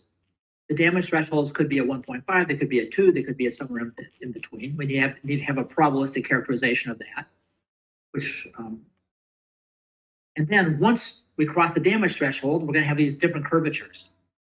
Here I'm just going to have 20 different curvature functions. I could do more. It's just the 20 is merely for computational purposes. So the decision maker doesn't know where the threshold is, and then once you cross the threshold, the decision maker can figure out the curvature. But ex ante, before you cross that threshold, you don't know what the curvature is. So this is a setup in which you will learn in the future, but it's going to turn out you still want to act today. Next slide, please. Okay, so Coming out on our calculations then are things like, how do we tilt probabilities in order to support prudent actions? Okay, so the red histogram was the original one where you weight all models the same. Well, we may not be convinced that's the right way to model things. And so the blue one gives an alternative twisting to it. So if we want to allow for different amounts of this uncertainty aversion, this corresponds to one such specification. It kind of corresponds to taking that red histogram and shifting it upwards a little bit, because it's an upward form of uncertainty that we really care about, because it's the upward climate sensitivity which is going to be most concerning to us. And so we want to do this as a probabilistic shift. And so this just shows you kind of coming out of modeling output what that shift would look like. And so that's given by the blue histogram, which is just shift upward. If I had very, very little uncertainty aversion, then the shift would be very modest. If I had a huge amount of uncertainty aversion, it could be even more severe. Next slide, please. Now, how about the damage function probabilities? This is this damage function curvature. So this is gamma 2 here. That's just a mathematical symbol for the damage function curvatures. And what I'm showing you are different amounts of concerns about model misspecification. In the left one, you have great confidence in your model. And so you take that equally weighting scheme across all the different gammas and only tilt it a little bit. In the far right one, you have very, very little confidence in your model as a good approximation. And so that leads you to do a much more dramatic tilting. And so, arguably the more plausible one in all this would maybe be the blue tilting. So different amounts of aversion give rise to different ways that you tilt these probabilities. And then you can look at these probabilities and say, is it sensible to entertain these or not? And that helps you to think about what's a plausible amount of aversion that a decision maker or society should have. So perhaps the one on the left is way too little, and the one on the right perhaps is way too much. Next, please. Now I'm going to go to the social cost of carbon. And I'm going to plot this in logarithms. It has kind of a exponential growth to it. So I'm going to plot it in logarithms. And then I'm just going to show you the consequences once I put in these uncertainties, which I just illustrated, coming from the climate side, coming from the economic damage side. I put them together, they interact. How that translates into the social cost of carbon impact. So if I just said, let's just use the means throughout, or the medians, or just the point of central tendency of all the models, and just use those. Okay? And then I just take that as my model. No extra concerns about ambiguity, about a model misspecification. That's the red line. Call it the baseline. Now, if I have different amounts of these concerns about uncertainty, I can shift up to the orange line, the green line, and the most extreme case, the blue line. So in that previous plot where I showing the tilted distributions, that would correspond to the green line here. And what you can see is this is in a log scale. We're seeing like, if I've got going from like 4.5 to about 4.5 to about to about 4.9. So you're seeing quite a sizable say 20 30 to 40% increase in the social cost of carbon depending on this uncertainty. So the amount of uncertainty which you want to entertain translates into an increase in the social cost of carbon, translates into wanting to act more, both now as well as in the future. Potentially, and the future actions will, of course, depend on what information gets realized. Okay. And the left one is just for the where about the threshold between 1.5 and 2. The right one shifts those up just for sensitivity analysis. But let's just think about the one for now. Next. So this tells us what happens after you cross the threshold. After you cross the threshold, you figure out the damage curvature. And this is how much you omit afterwards. And there's a very strong asymmetry. Now, you may, over a small range of these damage curvatures, that you may just have remarkably good news. You know, we were really afraid climate change was going to destroy the environment, but it turns out its implications are quite modest. There's small probabilities that might happen in those types of circumstances. Then after you figure that out, then you kind of can crank up emissions.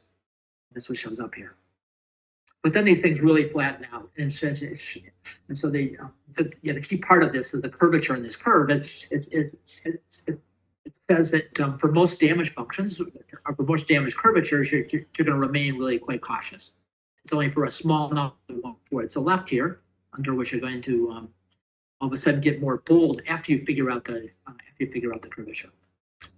So, special cost of carbon numbers were before the jump took place, showing you how uncertainty can matter there, and showing that you want to be acting right from the outset. This is showing you that the responses after you get this potential information about damage curvature and the asymmetries that come from it. So again, these are the type of calculations one can do with a confirmed. Next slide, please. So let me just kind of summarize the findings here. When we kind of solve our decision problems, this is all done on the computer and with lots of inputs and the like. We identify a couple of key results. The fictitious social planner, trying to figure out what's best for society, exhibits initial caution until the damages are more fully revealed. How much caution depends on how close you are to uncertainty. With this information, the decision maker may be more wary or more bullish, depending upon what information gets revealed. However, there is a pronounced asymmetry in the responses. There's only a small fraction of more bullish responses and a much bigger clustering of responses that are cautious. So that's the type of calculations that are obtained from here. And this is how uncertainty helps us think about a very important policy problem for society. So understand that I've done this in a way that's meant to be illustrative, that there's some simplifications here, but the messages, the more broader messages are there, and they carry over much more generally. And they carry over to other policy problems as well, not just climate change, which is how do we want to confront the pandemics of the future and other challenges of the sort, under which uncertainties are really known to be quite substantial. Next slide, please. So, conclusion summary here. Uncertainty matters for policy tools, for instance, like the social cost of carbon. Understanding the sources of uncertainty, this sort of subjective uncertainty, in models used by private sector and governments will make economic and policy making more effective. It's not going to tell you not to do stuff. Instead, it has a promise to make them more effective, and has the promise of being more true to the scientific basis for which we can base, for which can be inputs into the policy making, without having this pretense of uncertainty, pretense of knowledge, excuse me. Okay, and one final slide from my favorite American philosopher, Mark Twain. Education is the path from cocky ignorance to miserable uncertainty. Hopefully with today's talk ways to make that miserable uncertainty a little bit less miserable by figuring out ways to confront it. Thank you very much for listening, and I'm happy to entertain some questions.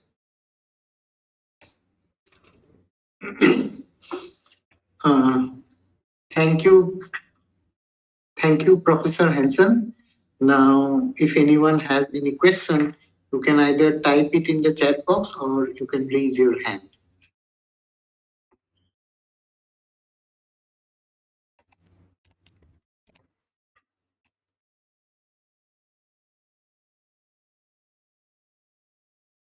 Can someone read the chat box for me? I'm not sure I'm into this technology just yet. No, I will read the question if it is given in the chat box. Oh, excellent. Excellent. Thank you very much. I appreciate that.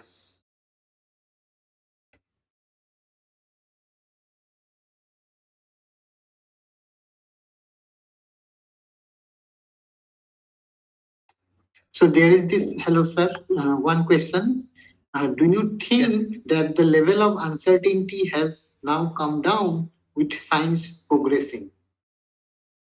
means uncertainty related to climate change. Yeah, it's very interesting. That's a very interesting and important question. It certainly has changed.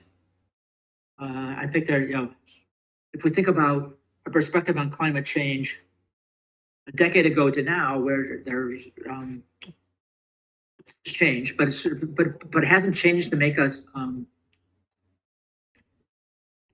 It's changed the nature of where the uncertainties are and where they might be placed. Think about that threshold notion. There's arguments now that the threshold ought to be come down from 2 to 1.5. But there's still uncertainty about what's going to happen after we cross that threshold. So yes, I do think it's progressing, and I think our understanding is progressing. It's progressing at a fairly slow rate relative to the potential consequences of climate change are playing out, I believe.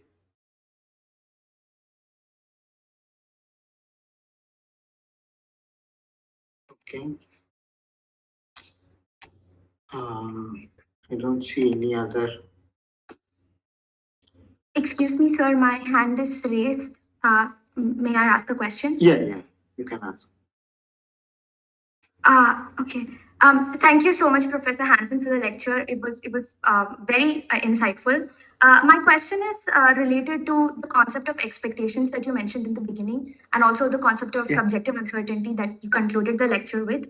So the discussions on climate change sort of got me thinking about something I observed during the COVID-19 pandemic. So in India, when the waves were progressing, the first, second, and the third, a lot of statisticians and institutes came up with certain models predicting when the wave will be peaking and then when it will recede. And some of these models were reported in the newspapers. And people sort of changed their expectations and their behavior about the pandemic based on the news reports themselves. And I think that's one of the reasons why a lot of those predictions failed as well, ironically. So I think when extend that argument to the concept of climate change, how do we factor in that the fact that behaviors can also change because of the predictions of the models themselves? So how do we factor that in from a statistical standpoint? I would like to know your thoughts on that. Yeah, very, very, very excellent and very, very excellent question. Let me first answer a little bit different question and then get back to your very interesting one. When I was observing these use of models coming out of the pandemic and the heterogeneity of the predictions, there's this kind of phrase that came to mind. It's kind of extraction or maybe rip off in some sense from a quote, "Beware the person of one book." I think beware the person of one model in these situations in which we're have a fair bit of uncertainty. We should be looking at cross-model predictions and not just a single model. And also be clear about how you're using the model, about getting best guesses versus worst case outcomes. And I really think there is rush to, well, we should do this policy because this model says blank, instead of trying to look more systematically across a whole bunch of different model predictions and the like. But let me get back to your other very interesting question. So I'm here doing these calculations of what a policymaker should be doing, and I'm putting in the background kind of what people are doing inside the model. Now, in practice, for a more practical policymaking type environment, what I need is to have a policymaker as one big player in a game with the private sector, and the private sector is trying to speculate on what the policymaker is doing, and then the policymaker is trying to guess how the private sector is going to react to different policies. And now you say, well, let's put a third person in this, these model builders. And then the people in the private sector will be making their decisions based on these inputs from statisticians. And so when we model the private sector, we should also be thinking about these notions. How do they use models? How do they confront uncertainty? And then how does that play out in terms of our calculations? And so we should not only be thinking about that from the perspective of policymaker, we should also be thinking about it from the perspective of the private sector and the people inside the models we build.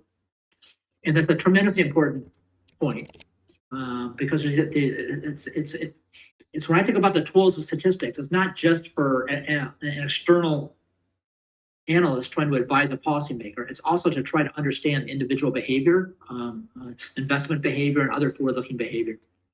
So I do think that one needs to think systematically about how uncertainty affects those parts as well, and then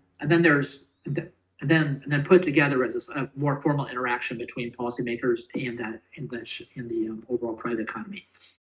So yes, that's really the richer type of model type situations in which we envision and want to go to. And our challenge now is to figure out the right ways to make that tractable as I'm going forward. It's a very important question. Thank you for asking. Sir, thank you for your response. Next question, I am reading it. How are you quantifying the damage? Once the damage happens, what are the set of recommendations would you like to make to revive the economy? The damage functions that I reported here is kind of a weak link in all this, in the sense of they're very naive and simplistic. Part of the challenge in damage functions is once we start damaging the environment, people will respond. They'll engage in different economic activities. And one of my colleagues, Esteban Rossi-Hansberg, is talking about potential migrations in different locations around the world and the like. There will be human responses and economic responses to climate change.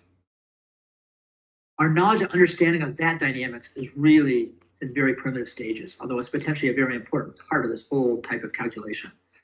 And so the damage functions I'm talking about are highly stylistic, under which I'm just telling you the fraction of output that might get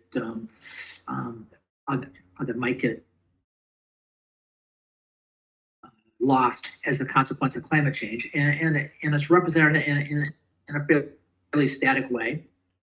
And the uncertainty quantification of that part is challenging, just because we don't have a lot of data that would directly tell us this. It's a lot of it is conjectural. Some environmental economists say we should just do expert elicitation. We should just go ask experts what damages are, and just go with the potential and just go with that. But that leaves me uncomfortable, because we want to ask how many experts coming out with their calculations.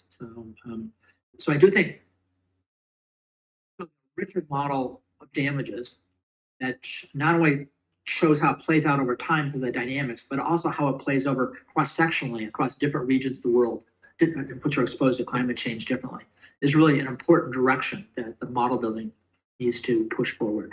There's some preliminary work along this direction, but there's much more that can be done.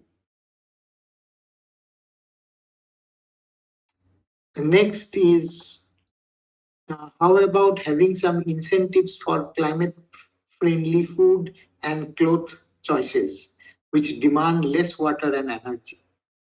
Like some people naturally having less SCC than others. For climate-friendly food, you say? Yeah, food and clothes. Incentive. Sure. Yeah.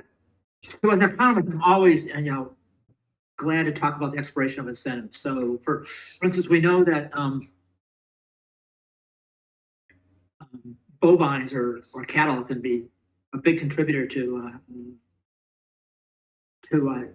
atmospheric CO2. So like consumption of beef can be harmful to the environment for sure. And so one way to address that is through taxation policy, to imagine taxing those type of consumption higher. Now, the challenge always with taxation policy is that it has some appeal, but it matters a lot what you do with the revenues that you collect from it. For instance, we saw the kind of the green jacket protests in France when they were raising gasoline prices. When you raise those prices, it hits different people very differentially.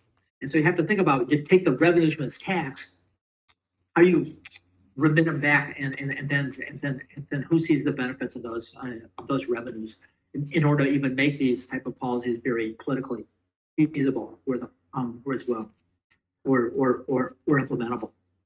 But in principle, kind of changing incentives can be a very interesting way to go.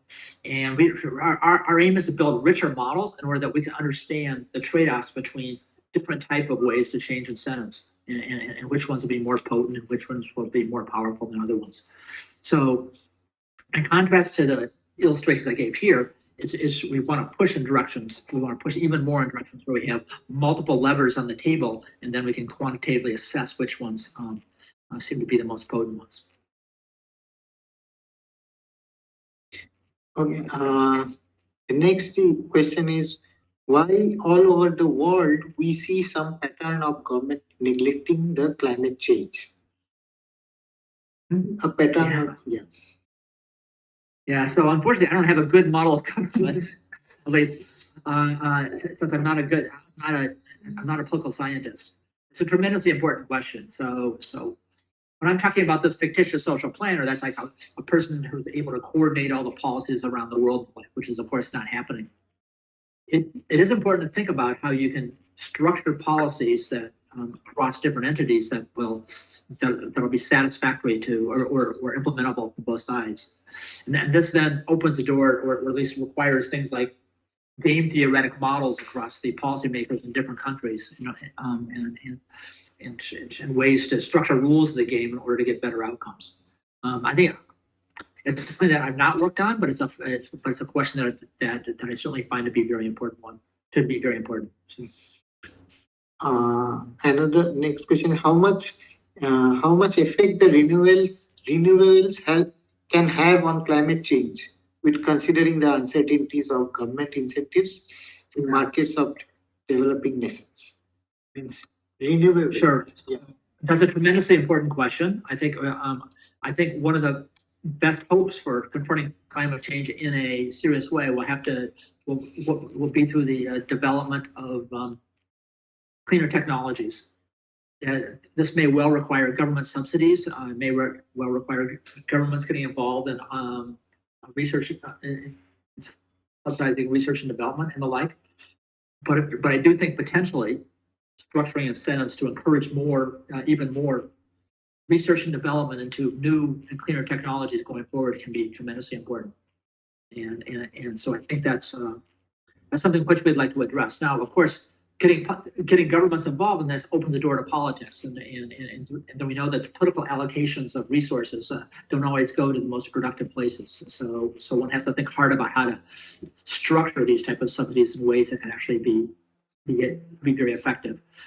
I often say I'm not sure the government would be the best kind of green venture capitalist out there, just because I'm not sure I should trust them making the smartest judgments.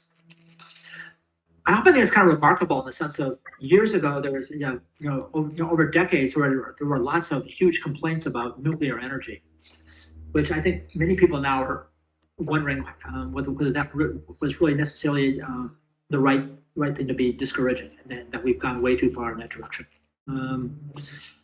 Yes, we need to think hard about societal safety and how to try to avoid serious accidents and the like, but it seems like nuclear energy, from the perspective of hindsight, got a pretty bad reputation, perhaps not for good reasons.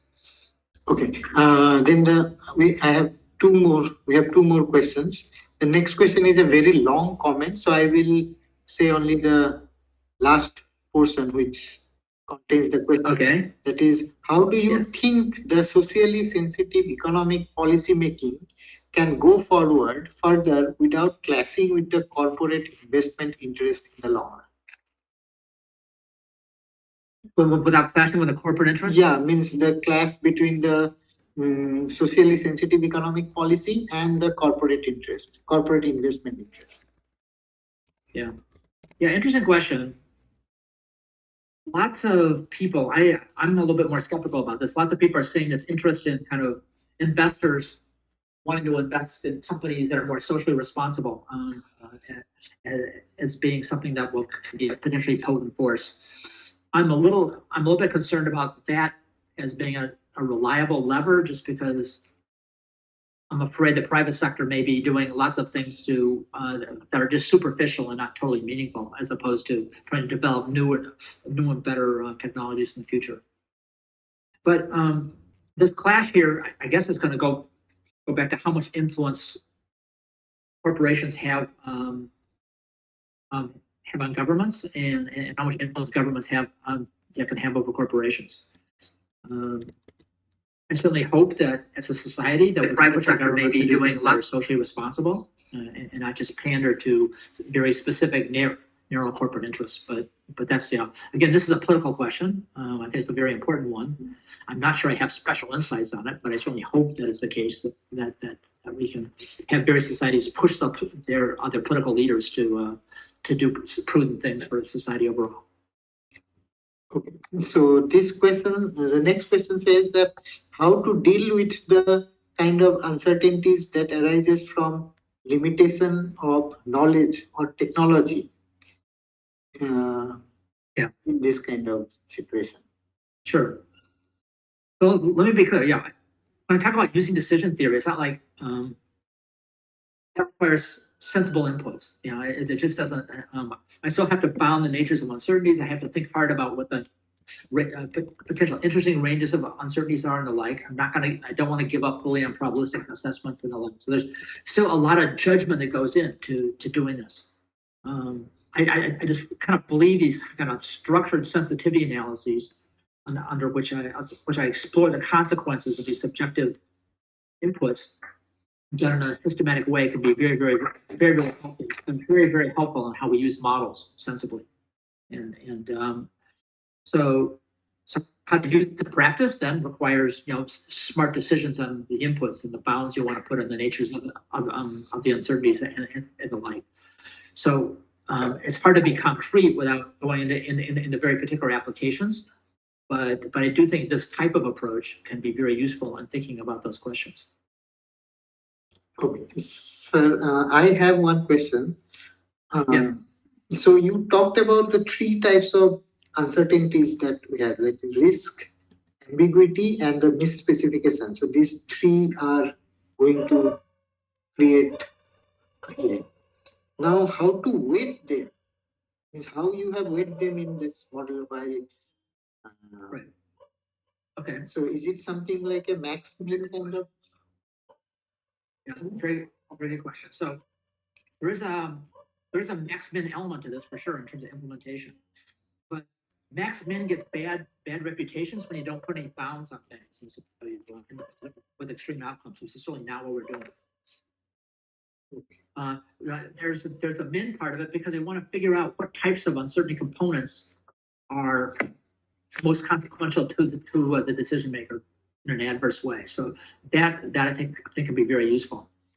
Now, the way that our calculations work is that we have these kind of a parameter governing aversion to ambiguity, a parameter governing aversion to specification. And that's going to boil down our treatment of uncertainty quantification down into sensitivity analyses over two parameters. So there could be a huge amount of uncertainty inputs coming in there, but we're collapsing that down to a much lower dimensional characterization of things. Now, to go the rest of the way, decision makers have to themselves decide how much weight they want to put on these aversions to these different types of uncertainties. That's not, decision theory is not going to tell you what how averse you should be, but what our calculations can do is tell you the consequences of those different aversions, and they can kind of characterize them in terms of the implied probabilities which would justify those courses of action, which I find to be very revealing. And then I gave you some plots of those as well. So a way to do a very structured sensitivity analysis that reduces a high dimensional uncertainty characterization down into something that's very low dimensional. Okay, thank you very much, sir. Thank you for the wonderful lecture and answering so many questions. Now I hand over this to the student convener, Ankan Hazra. Okay, thank you once again, sir. Yes.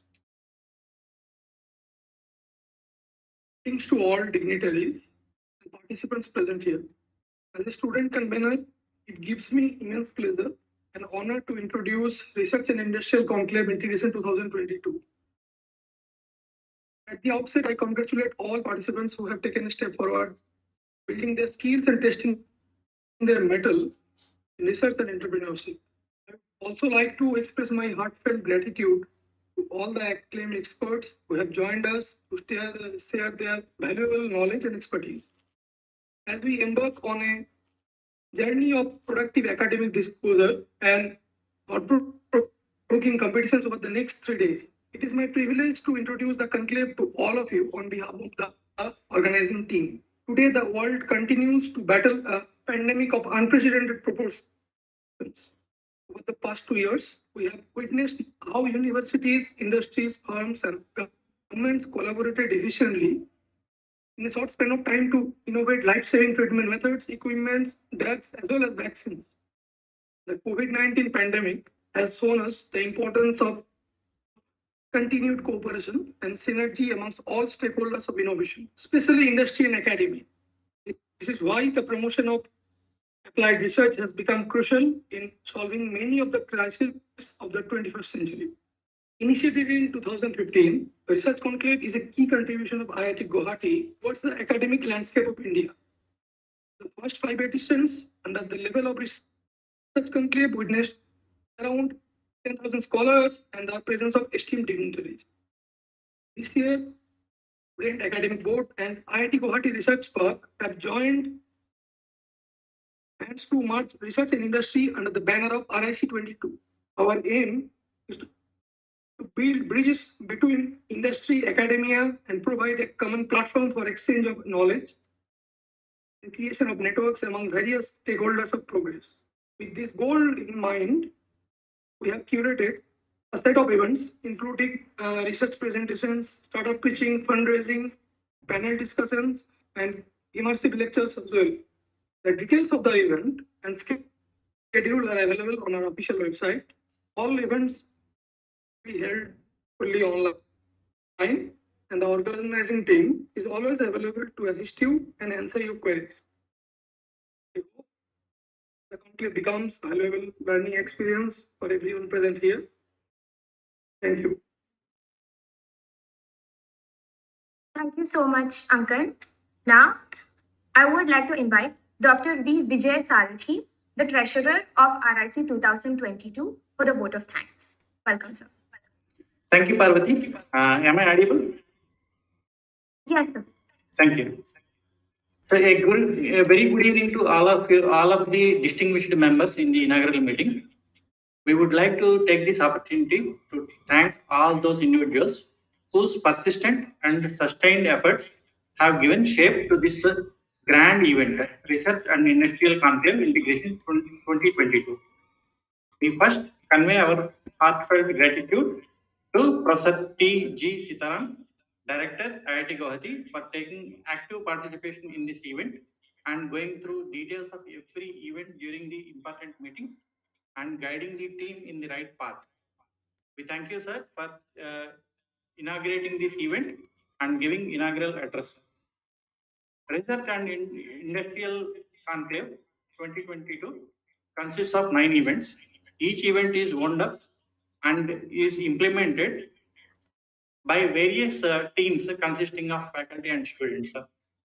Scientific event implementation activities are overseen by all the faculty advisors of all the departments, centers, and schools.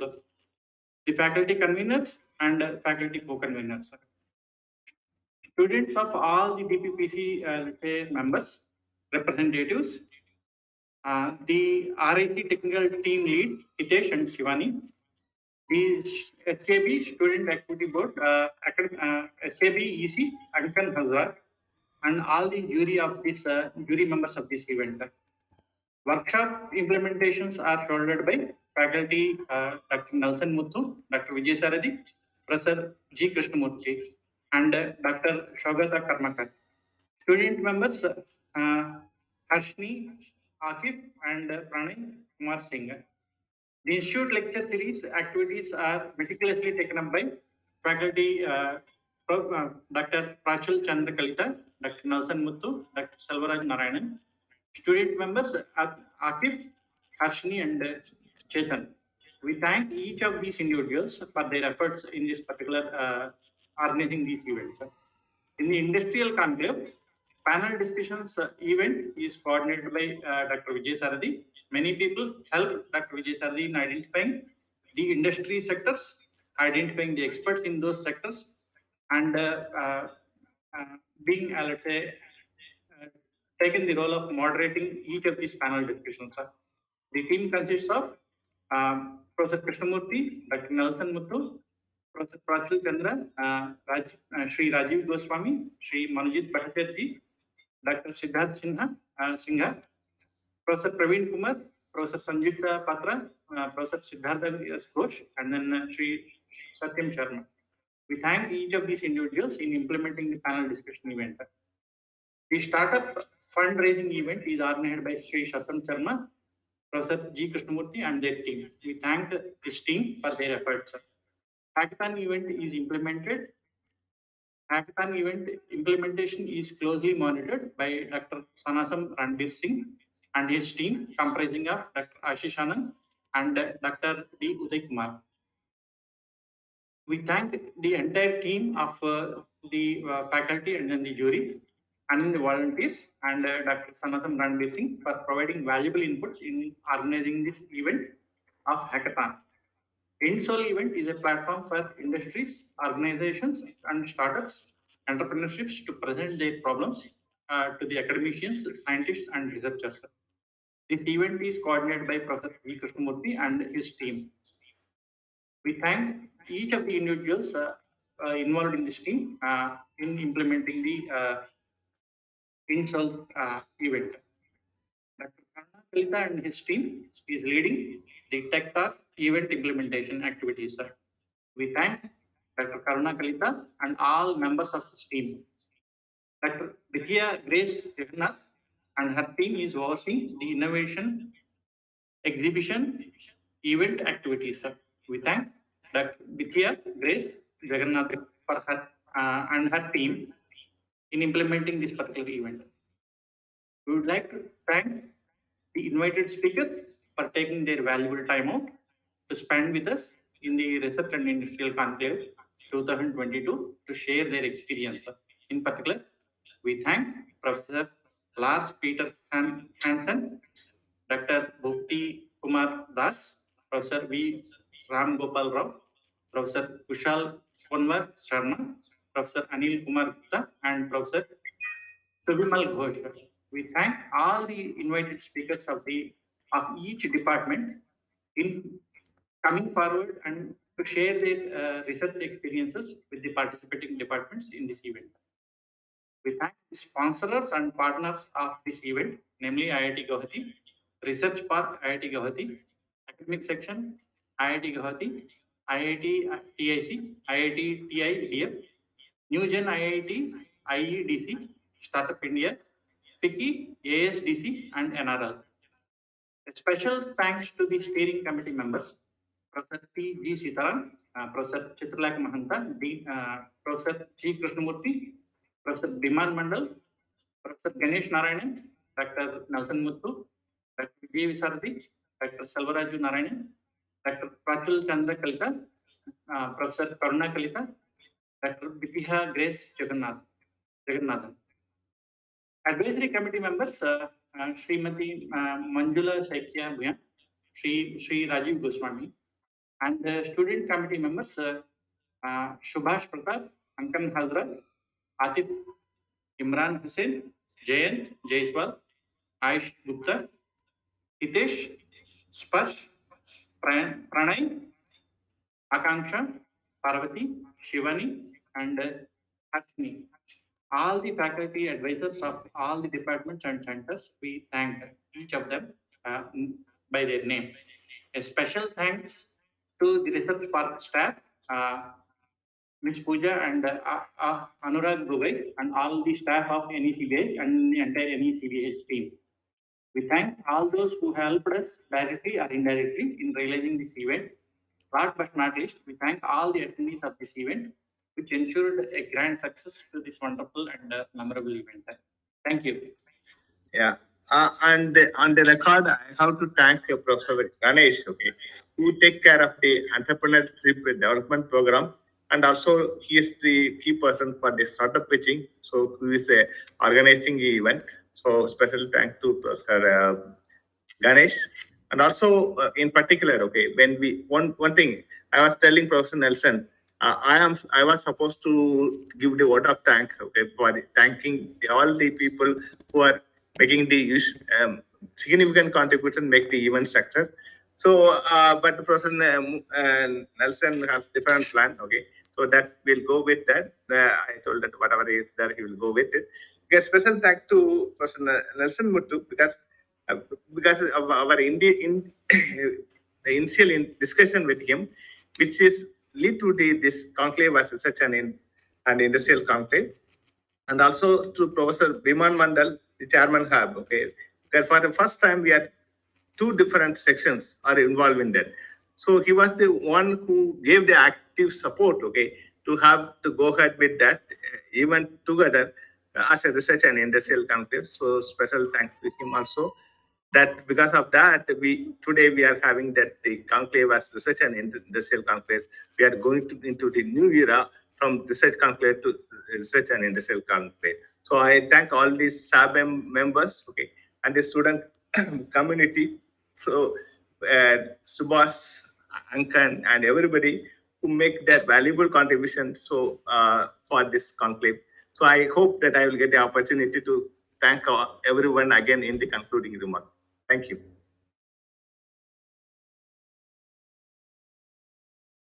Thank you so much, professors. We will now have the national anthem played.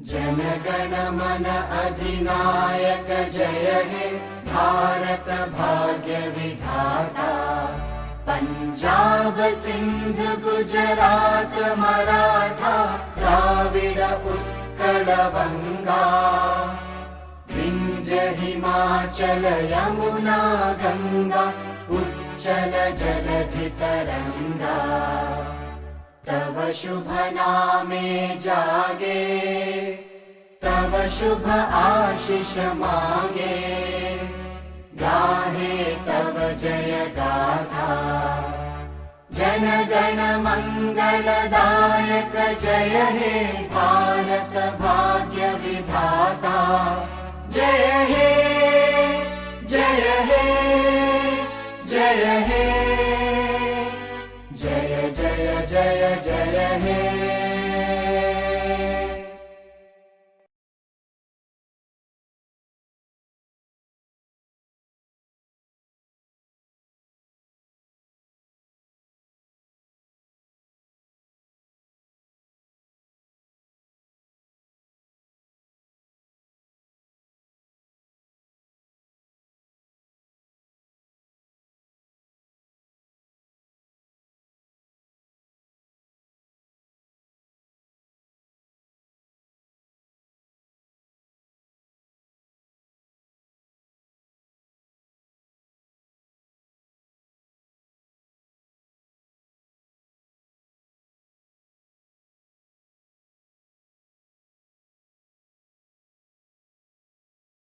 Since 2015, Research Conclave has been organized to nurture young minds towards research, innovation, and entrepreneurship by the Students' Academic Board under Academic Affairs, IIT Guwahati. This time, SAB and IIT Guwahati Research Park, along with IITG TIC, institutes the Research and Industrial Conclave Integration 2022. This is the first edition of the combined research and industrial conclave of its own kind to enhance industry-academia collaboration organized by IIT Guwahati. The chief guest of the Research and Industrial Conclave 2022 is none other than Nobel laureate